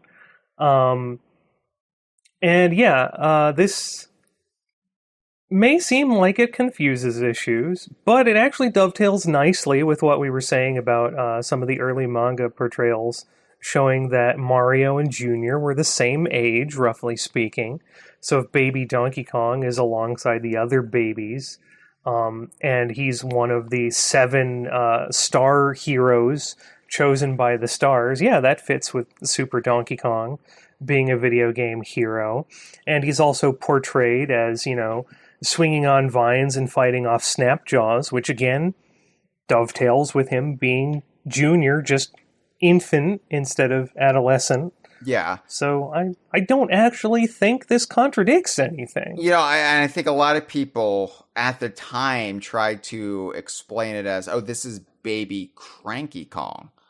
Yeah, there was a really brief period of time where I thought maybe that was the case, but then I actually thought about it for a little bit and was like, nah. Well, I think it's clear. Like, I think, like, author intent, it's very clearly supposed to be the modern Donkey Kong as a baby. Yeah. And yeah, like, obviously, we do some heavy fan wanking when necessary here at DK Vine. But ultimately, I've come down on the side that no, it's supposed to be baby our Donkey Kong, and honestly, that doesn't really contradict too much. It doesn't really contradict anything. No, really. no, I mean, like it. You know, you're always gonna have to fudge the ages of Mario and Donkey Kong a little bit but well, gorillas age differently. I know. But it kind of all works, like you said, if you squint. And people have always been wondering what my take on Baby Donkey Kong is, and I usually punt on the subject because I'm like, oh, I'll save it for later. And here we are, season 11 of the Conversation. But I will state, I do think Baby Donkey Kong is baby R Donkey Kong, and yeah, I don't think that contradicts too much. So, Now, Super Smash Bros. Brawl would come out, big high profile release, of course. Kind of a victory for our fandom in that it had Diddy's Smash debut in the game and sort of had Subspace Emissary, which I believe Cameron has mentioned before is probably one of the better depictions of the Diddy Donkey dynamic, including all the Donkey Kong Country games. Honestly, I would say it is arguably the best post-Rare depiction of their relationship. It's spot on. I mean, it is so good. Really, it almost feels like fan fiction. It doesn't. It's also just got a lot in there for DKU fans. Like, it's got Diddy teaming up with Fox. Yep. It's so good. Yeah, just like Ultimate gave us that Banjo-Kazooie reveal trailer, and it was just for us. Yeah, we also got Fox and Diddy, compatriots of Tricky, both. So, Super Smash Bros. Brawl would sort of stoke the fires of this confusion about Cranky Kong, being the granddad yet again, because what do you call it with Snake, his little phone calls. He could have codec calls. This happens in different Smash games. Like in one of them, you can have Fox radio in, and he'll get a rundown of the enemy from Slippy or another team member. And I think in more recent ones, Pit can ask Palutena for some guidance on the enemy or whatever. So in this one, it's Snake can radio over to Otacon, his sidekick, and Otacon will give him an intelligence briefing. And when he's talking about Donkey Kong, he goes, "The Donkey Kong who fought the epic battle with Mario was this guy's grandfather." Right. At the time, I said, oh, well, clearly he's been given some bad intelligence. But I do like the rest of that codec call. It's pretty great. Just like they're fun. It's like there's a gorilla wearing a tie or something like that, and he's like, "Yeah, Snake, that's Donkey Kong." Yeah, he lives in a house. He he's like a regular person. Like, get over it. Otacon's just kind of bafflement that Snake has no idea who this is. So at the time, the grandfather thing seemed like an anomaly, right? Like an oopsie daisies, or maybe they're just going off of the pre 1999 history, which was still floating around. But then retro relaunch Donkey Kong Country with Donkey Kong Country Returns 2010. Yeah, we all heard it coming. Yeah, 2010, of course, was the grand sort of rebirth for the fandom, where I mean that's where the modern DK Vine really got its start, where it was our second big bang, right? Came back together. I mean, DK Vine never went away, but we actually came back full time, and that's where the staff that's still around and kicking today, Matt, Cameron, Joe, Jeff, you, yeah, and then, you know, eventually going down the years, and then the Idaho crew, and, you know, but this is where, like, it all started anew, and so I had to come back in, and I had to kind of take the reins again, because I had gone off to LA for a bit, you know, I was not really invested as much in the fandom for a couple of years, like in that period between Brawl and Donkey Kong Country Returns.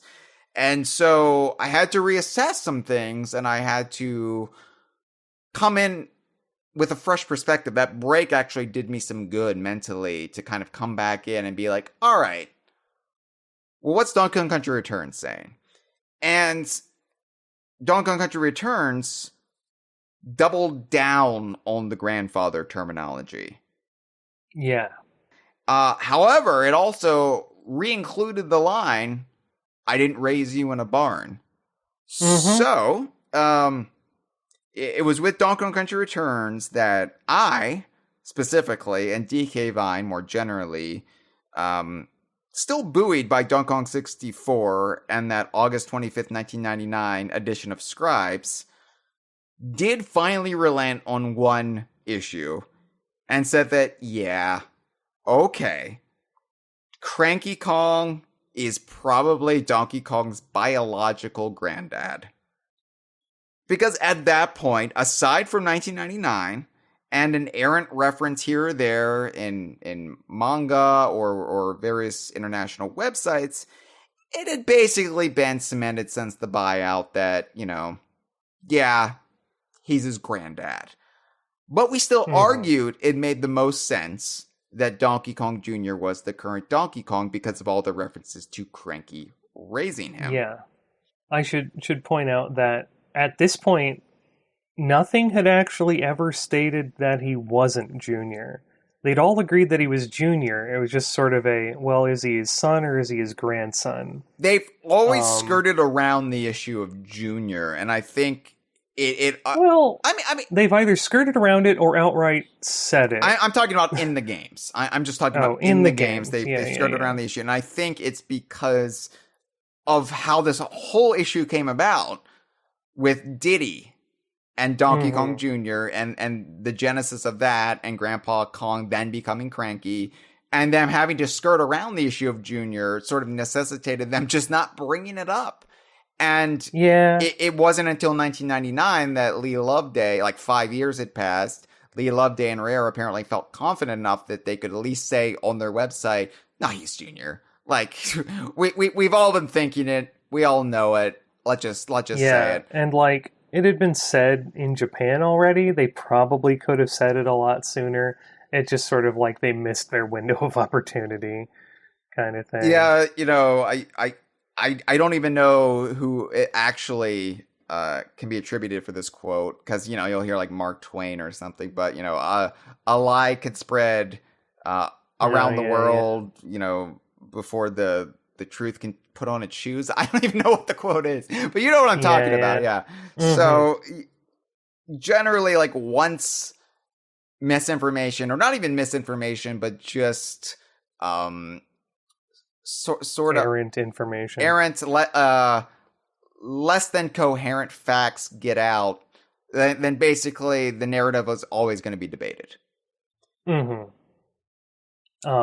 And this just got reinforced in 2015 when Tropical Freeze came out, and they reiterated the grandfather. Or, sorry, 2014. You're right. Yeah, my mistake. It's older than that. Yes, we got the 10th anniversary of Tropical Freeze's announcement next month. Oh goodness! But yeah, it reinforced the grandfather rhetoric. Then your big print debut, I guess my print debut too, since you gave me a shout out. Yeah, you're welcome. thank you. I got an increase in traffic after that.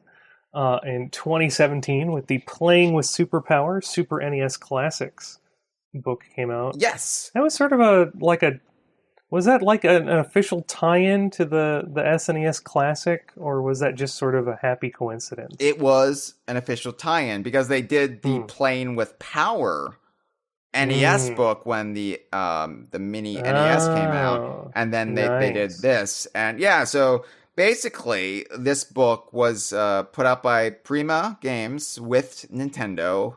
Licensed by Nintendo. Had a forward by Reggie Fils-Aimé, and it was written by Sebastian Haley and Megan Marie.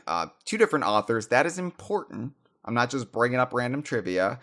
But it argued that the modern Donkey Kong both was and wasn't Donkey Kong Jr. in two separate articles. Yeah, it's because there were two different authors who each handled the different relevant articles. And this just shows how much this information was skewed online, and how two authors working on the same project could be under entirely different impressions.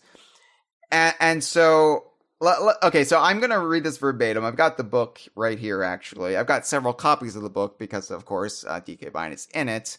But the Super Mario Kart article, multiple page article on Super Mario Kart, but they've got a lot of rundowns and trivia and factoids. And in the factoid section, and if you have the book either physically or as a PDF, you can turn to page 112 and follow along at home. Factoid number 11, the DK lineage. Super Mario Kart is the only Mario Kart game to feature Donkey Kong Jr., which was true in 2017.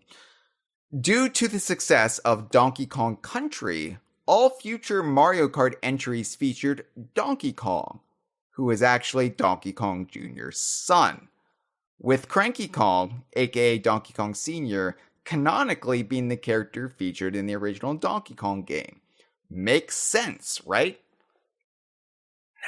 No, so, it doesn't. But this is, I would argue, Gibbon, that around 2017, and even today, this is the most common take you will see online in articles.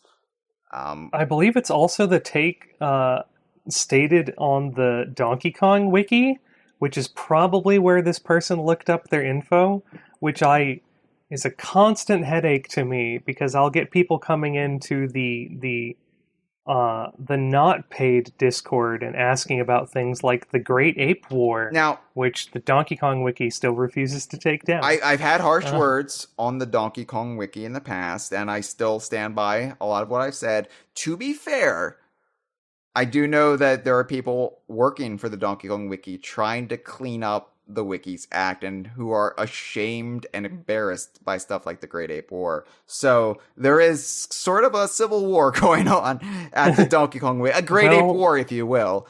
But yes, Super Mario Wiki is a lot more tactful when it comes to this situation. Now, yeah, well, that's run by one of our community members. Well, no, he stepped down, actually. It was being run by one of our community members. We're still friendly. So, we're still friendly with Super Mario Wiki. Yeah. So, but I will say that the actual page on Donkey Kong Jr. needs to be amended, because they do source this article from Playing with Superpower. They do not source the next article from Playing with Superpower, which completely flies in the face of this article. Now, this is the section for Donkey Kong Country. Under the characters subcategory, page 192, Donkey Kong. As the marketing noted, this isn't your father's Donkey Kong. He is, in fact, Donkey Kong Jr., all grown up. For a 16-bit revival, Donkey Kong was redesigned, with his original creator Shigeru Miyamoto providing Rare with a sketch that included a now iconic red tie. Mr. Miyamoto also suggested Donkey Kong's ape-inspired hand slap move, which allowed him to defeat nearby enemies and reveal certain secrets. Rare was able to implement the move just weeks before the deadline for the game. All of that is kind of tangential, but I wanted to read the whole thing just to give you the whole flavor of it. Mm-hmm. So you would think that this would be just as valid an argument as the other article, but I only ever see the other article sourced and brought up in this discourse. So I do want to share a personal little memento from this time period, if I may. So as I mentioned, DK Vine had a lovely little role to play in this book. When I say role to play, I mean we were spotlighted in the book. We got a 2-page spread, in fact, on the website, and sort of we were in there because we are the longest standing Donkey Kong Country website on the internet, and we're passionate advocates for the game and the series, and so they spotlighted several fans who have stayed true to several of the games in the SNES Classic, right? And Donkey Kong Country, we got the nod for that. And there's also a lot of great fan artwork in there near the back. But we got a 2-page spread, and there's a little interview with me in there. And I gave you a shout out, DK Girder. Mm-hmm. Thanks much. Yeah, I mentioned, not by name, but I mentioned Adam and Andrew, who are now part of the Idaho crew, just because they met via DK Vine. I was like, this is, it's kind of cool that our site has played such a big role in people's lives. And anyway, I on our own forum, which, you eventually took over, around this time or a little bit after. It was that year, yeah.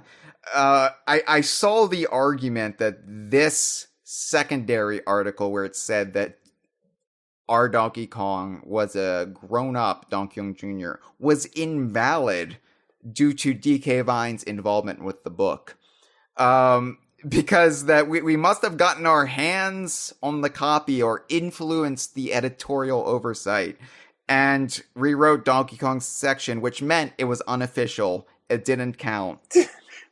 Talk about moving goalposts, right? Oh, you tainted the jury pool, DK Vine. That's just uprooting the post and hucking it out of the field. And I was just I can't win. I can't, it doesn't matter what arguments are made. People always find justification for their own beliefs. And this was 2017, so this was in the era already, but this is a precursor to things that come, surely. But look, can I just say on the record, I did not have any involvement with this book other than this interview.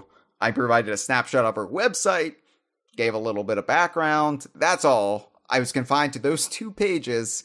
I did not get my hands on the advanced reader copy and scribble things out and none of that. But I did. Yeah. I am flattered that you think I wield so much power. That damn DK Vine. Okay.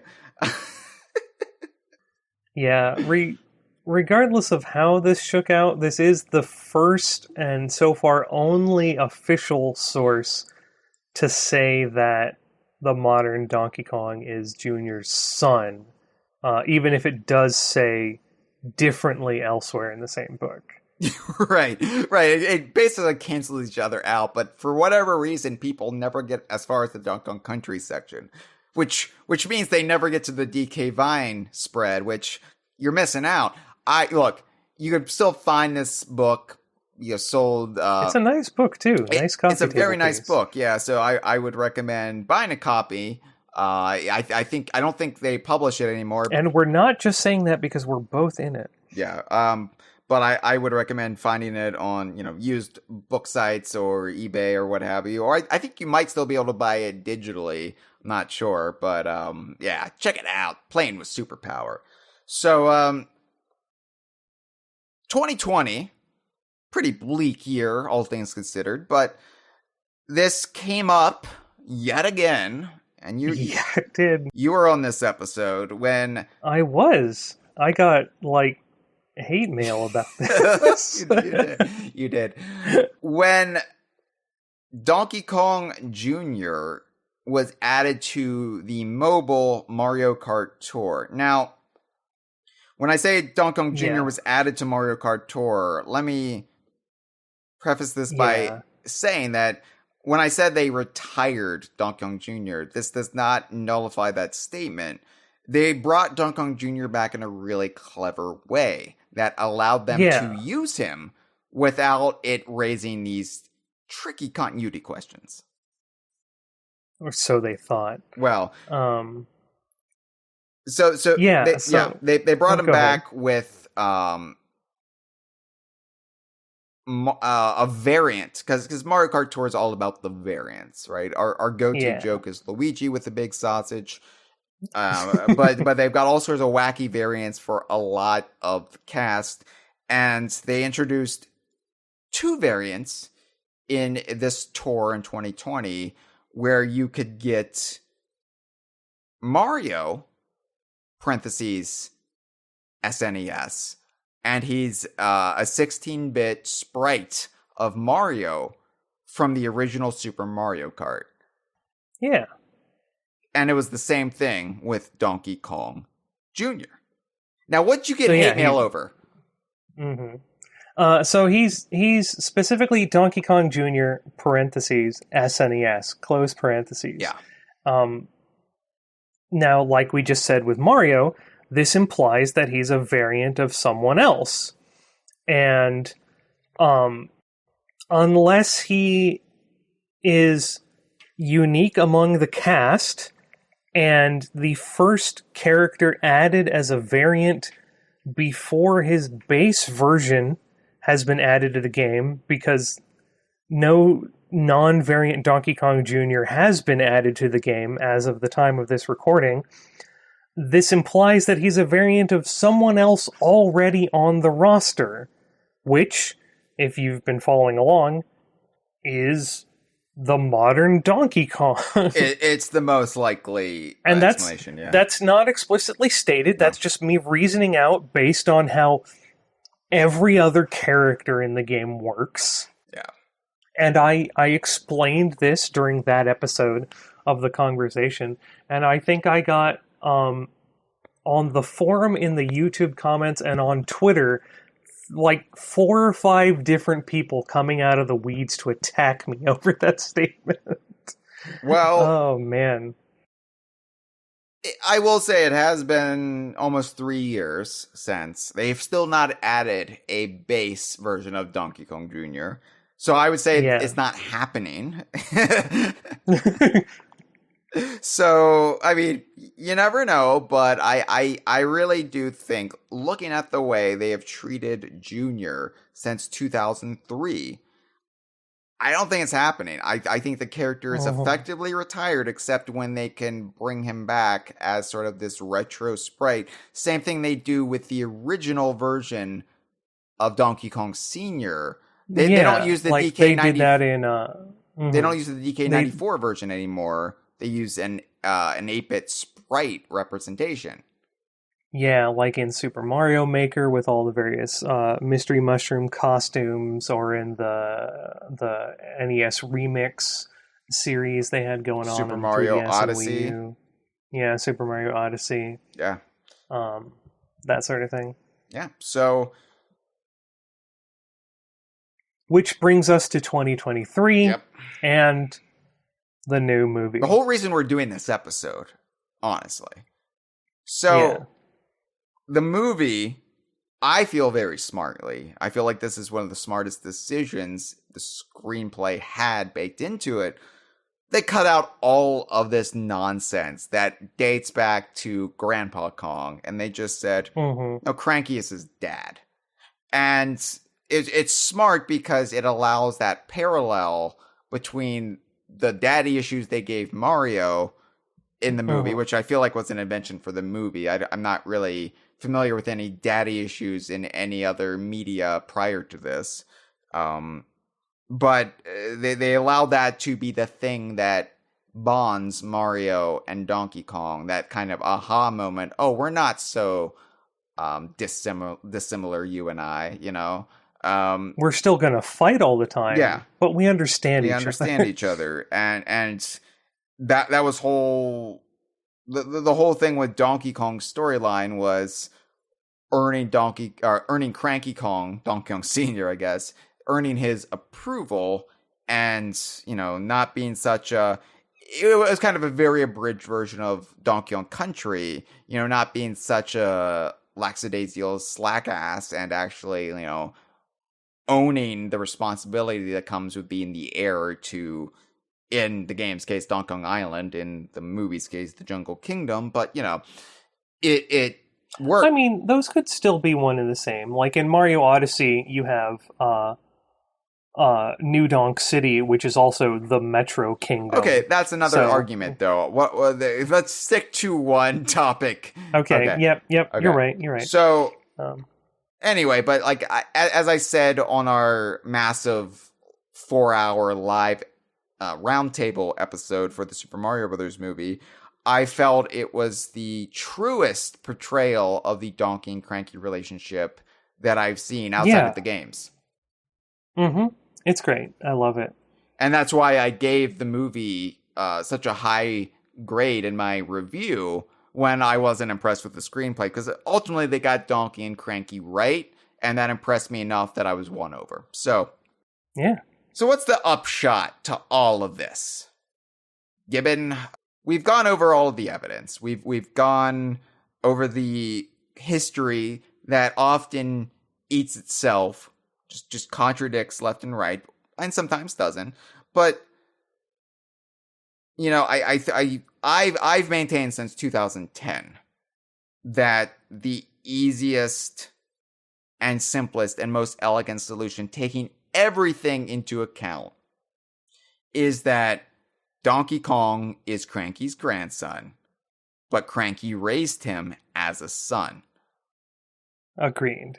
And I think if we're to take everything portrayed in the games as canon, that's the only way, the only reasonable solution you can come up with.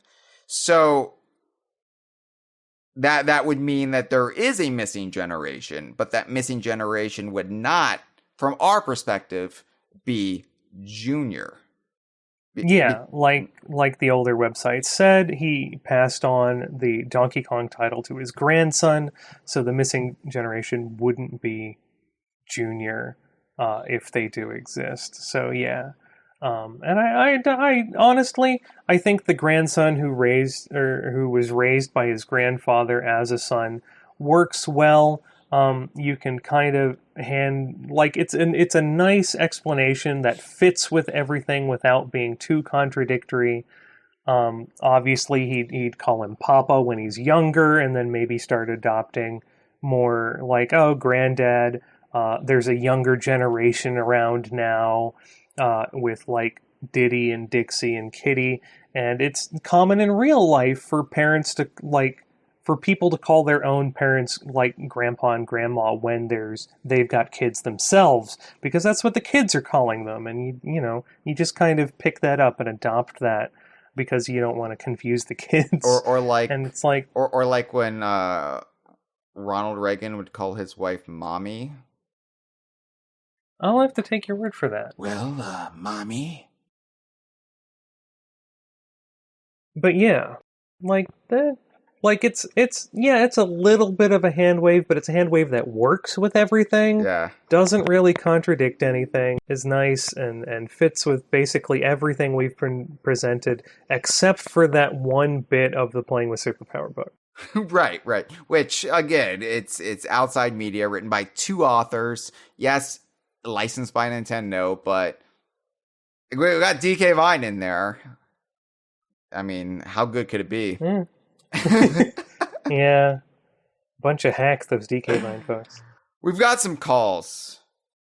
Gibbon, brace yourself. Here comes the hate mail. No. Oh Lord. Okay. Except this time they're yelling at you to your face. Oh man. The first caller is spread out across the first 2 calls, so we're gonna play those back to back. Why don't we go ahead and play them right now? Hyle, Gibbon, I hope you both are doing great. This is Traveler of the Stars, by the way. Hyle, did you do something new with your hair? You look amazing. You look radiant. Dare I say, Gibbon, you look stellar as always. All right, so to get down to brass tacks, I don't actually have much to say on this. I'll just say growing up, I always just assumed Cranky Kong was, the rare Donkey Kong, the DKC Donkey Kong's dad, because it was just like the simplest thing. Growing up, like I grew up with Returns, I was like, oh, I guess Cranky Kong's his dad, or whatever. And then whenever I saw DK Jr., I was like, I guess it's like baby Donkey Kong, or I guess like a teenage Donkey Kong, like whatever. But then there was baby Donkey Kong, which I got exposed to in Super Sluggers. I never played Yoshi's Island DS, so I don't mean to throw a giant baby Donkey Kong wrench in your discussion if you haven't brought him up yet, or are going to, but Hyle, when are you going to untangle those weeds? I am anxious to know. That and the new Donk City, Big Ape City. Those are like the two conversation topics, or Kongversation topics, excuse me, that I'm most excited to hear about, because I can imagine how much of a mental shutdown that like impresses upon you, or like the topics like bring to you. So anyway, looking forward to hearing you guys talk about the subjects. And yeah, have a good one. Hey, sorry, Traveler of the Stars again. Really quick question. Hyle, what was your reaction when you saw Baby DK for the first time, or just heard of its existence? Like, people remember, or like ask, like, oh, you know where you were when 9/11 happened. Or I guess like to make it more relevant to you, when like K-Rool got announced for Smash, or when DKC Returns got announced. Like, what was your reaction? Because normally, you talk about how like VKU lore just kind of all naturally falls into place. And I think you can still kind of like, Baby DK is like the earliest DK, then DK Jr. is like teenage, or I don't know how you rationalize that, but I just want to know your reaction, if you remember it at all. Okay, see ya. Thank you for the calls, Traveler of the Stars.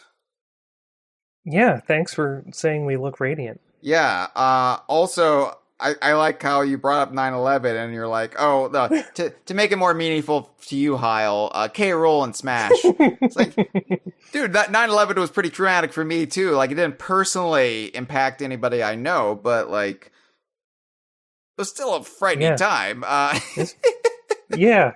We already talked about Baby Donkey Kong, though. Yeah, I feel like we've kind of actually, like, for the first time, really started to untangle that, Traveler. And I don't know if this is really the place to get into all the minutia of Yoshi's Island DS.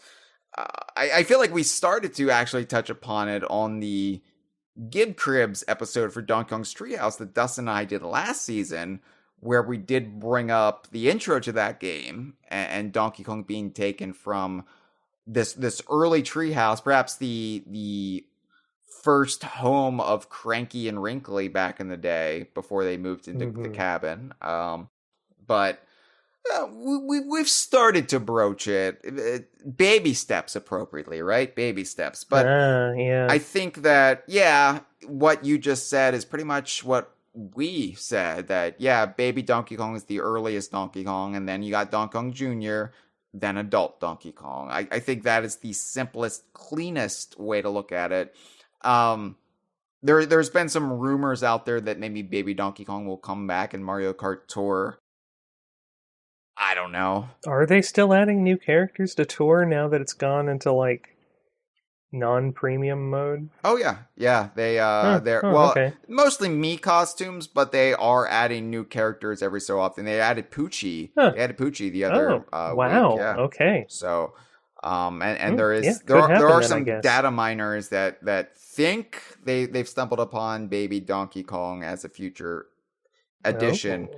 We will see. Interesting. We'll do an episode about it if that comes to pass, and maybe you'll get some of your itches scratched then, Traveler. But as for New Donk and Big Ape and New York, they're all the same city. That's all we're going to say. I disagree.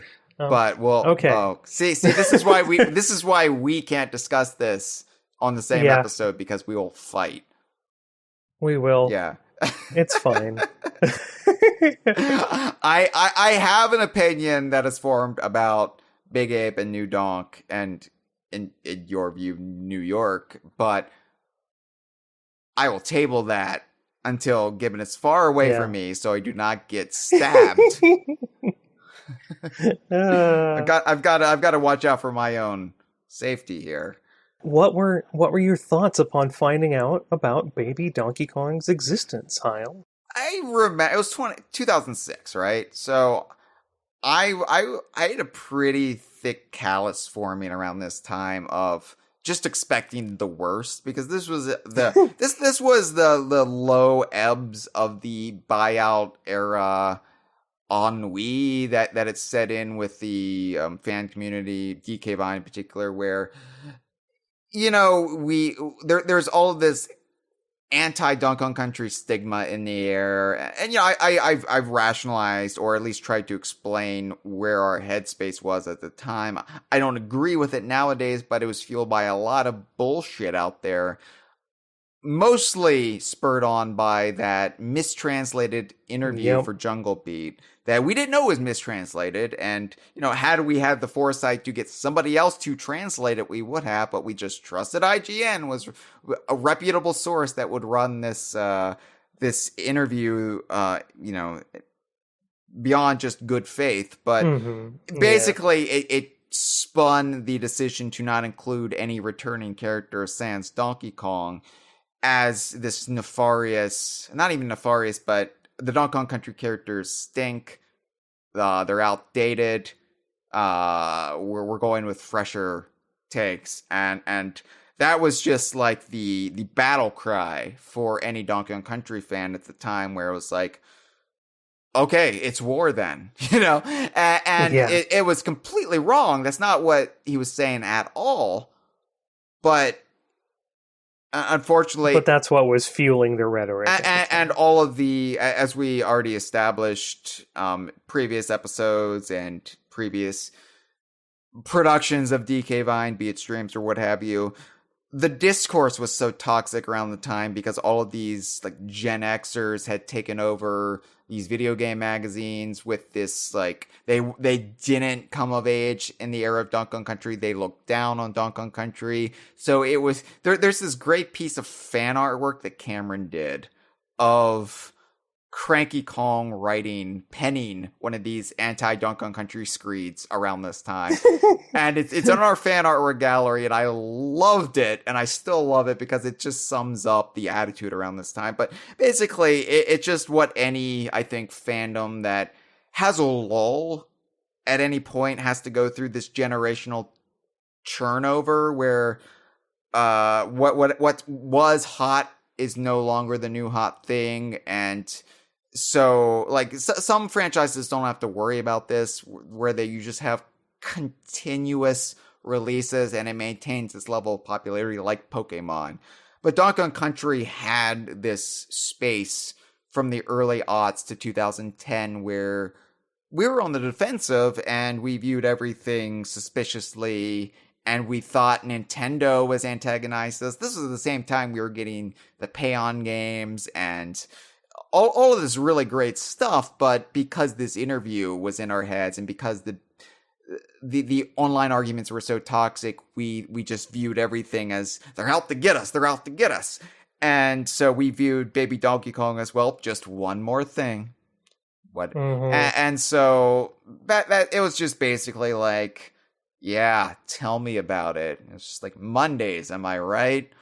But as I have looked in that mirror every morning and said, I'm going to be a better person today than I was yesterday, I view Donkey Kong, Baby Donkey Kong, that is, pretty much agnostically now, where it's just like, yeah, not my favorite design or even concept. I've never been about baby characters in general, but I'm fine with it at this point. It's part of the history, it's part of the tapestry. It is what it is. Yoshi's Island DS isn't a great Yoshi's Island game, but I wouldn't say I would, if I go back and change like a very limited amount of things, that is not something I would probably bother with.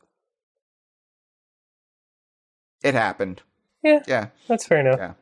Me personally, you know me, I'm optimistic and I love everything. So I Okay. fucking loved the game. Maybe this was the and case. was- Maybe this was the case 10 years ago. We've kind of flip-flopped a little bit here. That's true.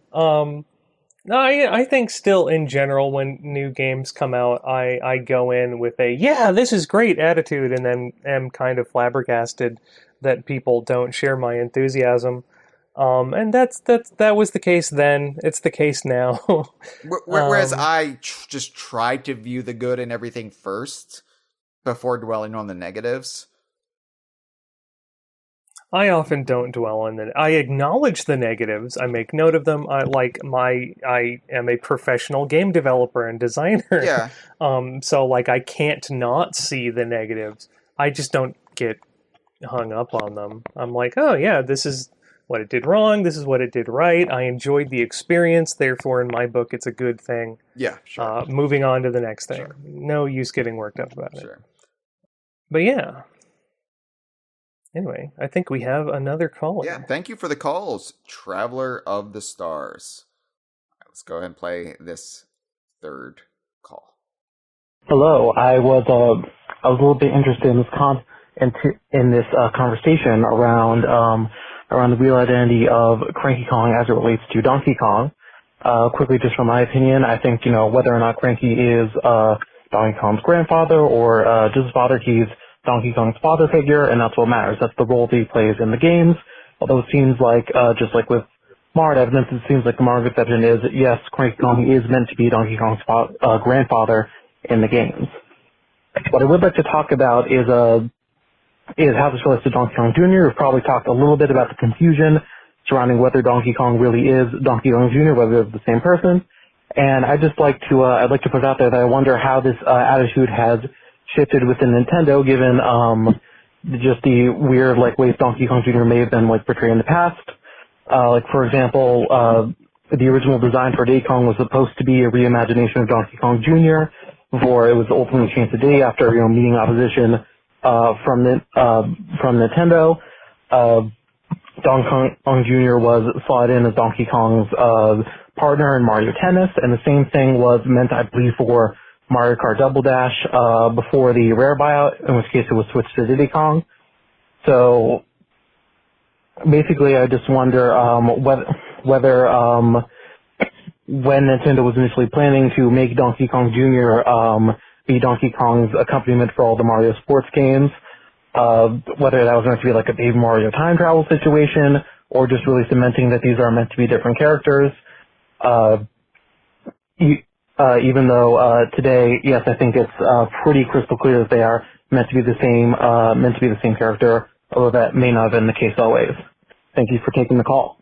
Well, thank you for the call. So, I really can't speak to what Nintendo's philosophy was circa 2000 and 2003 when they were toying with, putting Donkey Kong Jr. as Donkey Kong's partner where applicable in these Mario side games. But I don't even know if they were really caring or thinking about it. Like the way Camelot actually kind of portrayed it in Mario Tennis, visually the way Donkey Kong would hug him, Donkey Kong Jr. that is, it almost seemed like they were portraying them as father and son, and maybe they were just ignoring like what was happening with Donkey Kong Country. Yeah, that's sort of fed into my earlier sort of reasoning back in the day of like, oh, the Donkey Kong Country games take place after all the Mario stuff, so this would be Donkey Kong Sr. and Donkey Kong Jr. in Mario Tennis for the Nintendo 64, because like the Mario vs. Donkey Kong games hadn't started up by that point, and it was around that period of later Nintendo 64 and going into the GameCube that they'd started homogenizing designs. So like originally Baby Bowser and Bowser Jr. had very different looks, but when you got into like the later GameCube era, for instance, and they were showing up in like the Yoshi's Island games and Mario spin-offs, their designs got homogenized, and this was around the same time they started using Rare's DK look in everything. which they started doing like partway through Game & Watch Gallery 4 development. So just like, yeah, this is an early example of that design homogenization, and it's just senior and junior was my reasoning at the time. But I think, yeah, you could view it that way. You could view it as time travel, because again, Baby Mario's there too. But ultimately, these spin-off games often just bring back duplicate characters and say they're new characters. Like, these are also the side games that brought back Dry Bowser and said, oh, this is Bowser's cousin, Right. because we have Dry Bowser and Bowser here at the same time. Right. There's a whole lot of time travel involved. It's like, all right, well, we're going to get Luigi from Tuesday when he had a bratwurst. And, just, you got to just kind of hand wave away all of it. I think time travel is the easiest solution. Like, oh, they just plucked a younger version of Donkey Kong. Or a figure from Donkey Kong's past, if you don't want to believe that, from the past. I mean, it's the only way to really square it away. Luckily, Mario Tennis and I guess Mario Kart Tour now are the only ones where you really have to deal with that. Going back to manga again for a second, in the collected version of those Donkey Kong storylines, to fill out the second volume a bit, they collected the immediate following storyline as well, which was Peach collecting different iterations of Mario from each of the games and sending them all against Bowser at once. So, like, this is just a thing that happens in this universe.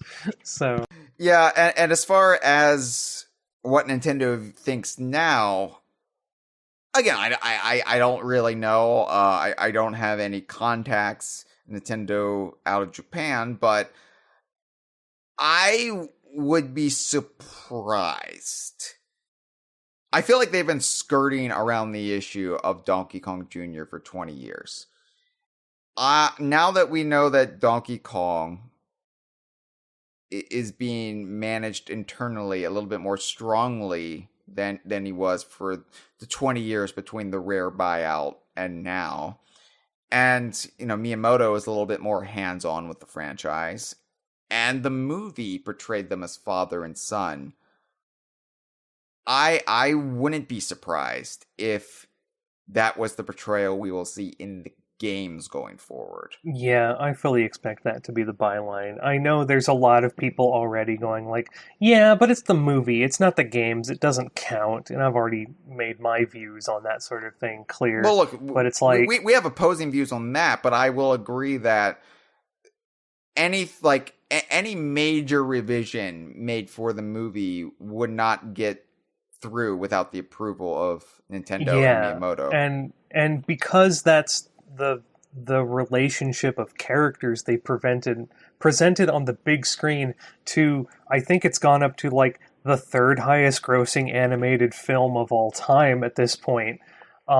It would be silly of them to turn around and put out a game that had a different, more complicated relationship in play. Yeah. And so will they come out and say, yeah, he's DK Jr.? I don't know.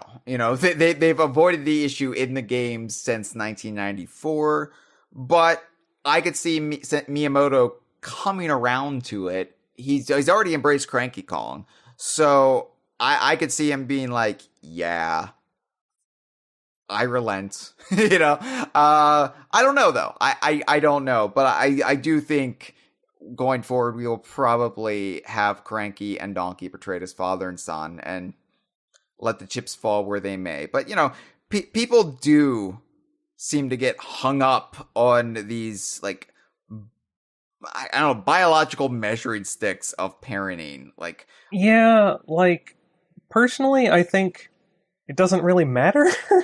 I think, like I said at the beginning of this episode, this is two separate things that are kind of intertwined. It's the son-grandson thing, and it's the junior, not junior thing. And I've made my stance pretty clear that, like, yeah, he's junior. They've either skirted around the issue and not said, or they've come out and said it explicitly in various, like, supplemental media. And aside from one thing, pretty much everything goes with him being junior. So the only really contradictory issue is whether he's son or grandson, and ultimately, it doesn't matter. Their relationship is clear. How they're actually related biologically, I don't think it matters. Well, so I think the easiest explanation, like we said, is his grandson raised as a son. As our last caller there put it at the beginning, which really gets to the heart of the matter, it does not matter who sired the current Donkey Kong. Cranky Kong raised him. Cranky Kong is his dad. End of story. Like, I think, like, people get so hung up on what vagina Donkey Kong crawled out of that they're not looking at the emotional core of the relationship between the characters. As Yondu says, he may be your father, but he's not your daddy. Exactly. So, another Chris Pratt movie. There you go. Chris Pratt has the daddy issues. Come to the theater. So,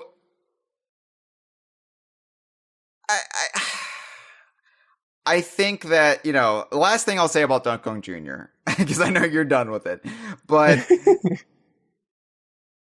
if you are a fan of Donkey Kong Jr., I don't understand wanting him to be separate from the adult Donkey Kong, because then something fucked up happened to Donkey Kong Jr., which I don't want. I still have great affinity for Donkey Kong Jr. Yes, Diddy Kong has surpassed him as my favorite character. Ironic, considering how aghast I was at Diddy back in 1994, but that's why you should give everything a chance, why you shouldn't just dismiss something sight unseen. But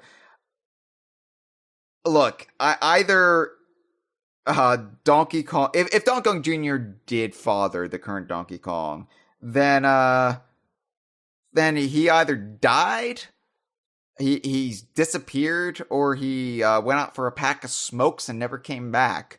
And I don't like that. I don't like that. There can be a missing generation where any one of those things happened. Sure. But again, we need to just look at the heart of the characters, the emotional truth of the characters. And that's that Cranky Kong canonically referenced raising Donkey Kong from the outset, from Donkey Kong Country. He's always been his father more than a grandfather.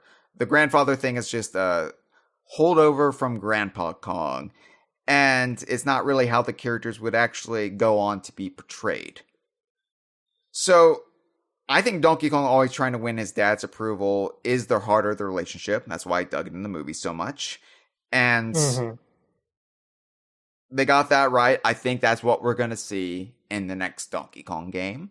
I think that's what we're going to see in the franchise going forward. So, in conclusion, long story short, Cranky Kong raised Donkey Kong. They view each other as father and son. And,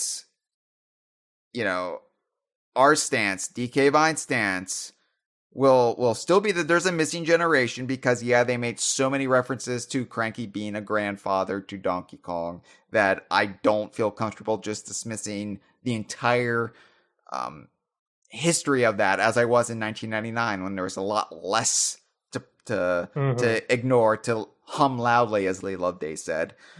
Yeah. But my opinion, your opinion, DK Vine's opinion is that the cleanest, simplest solution is that DK's DK Jr. Donkey Kong Country Games retconned it that DK Jr. was DK Sr.'s biological grandson.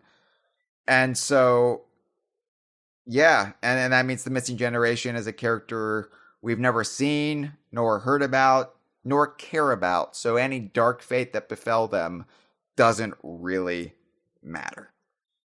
Yep.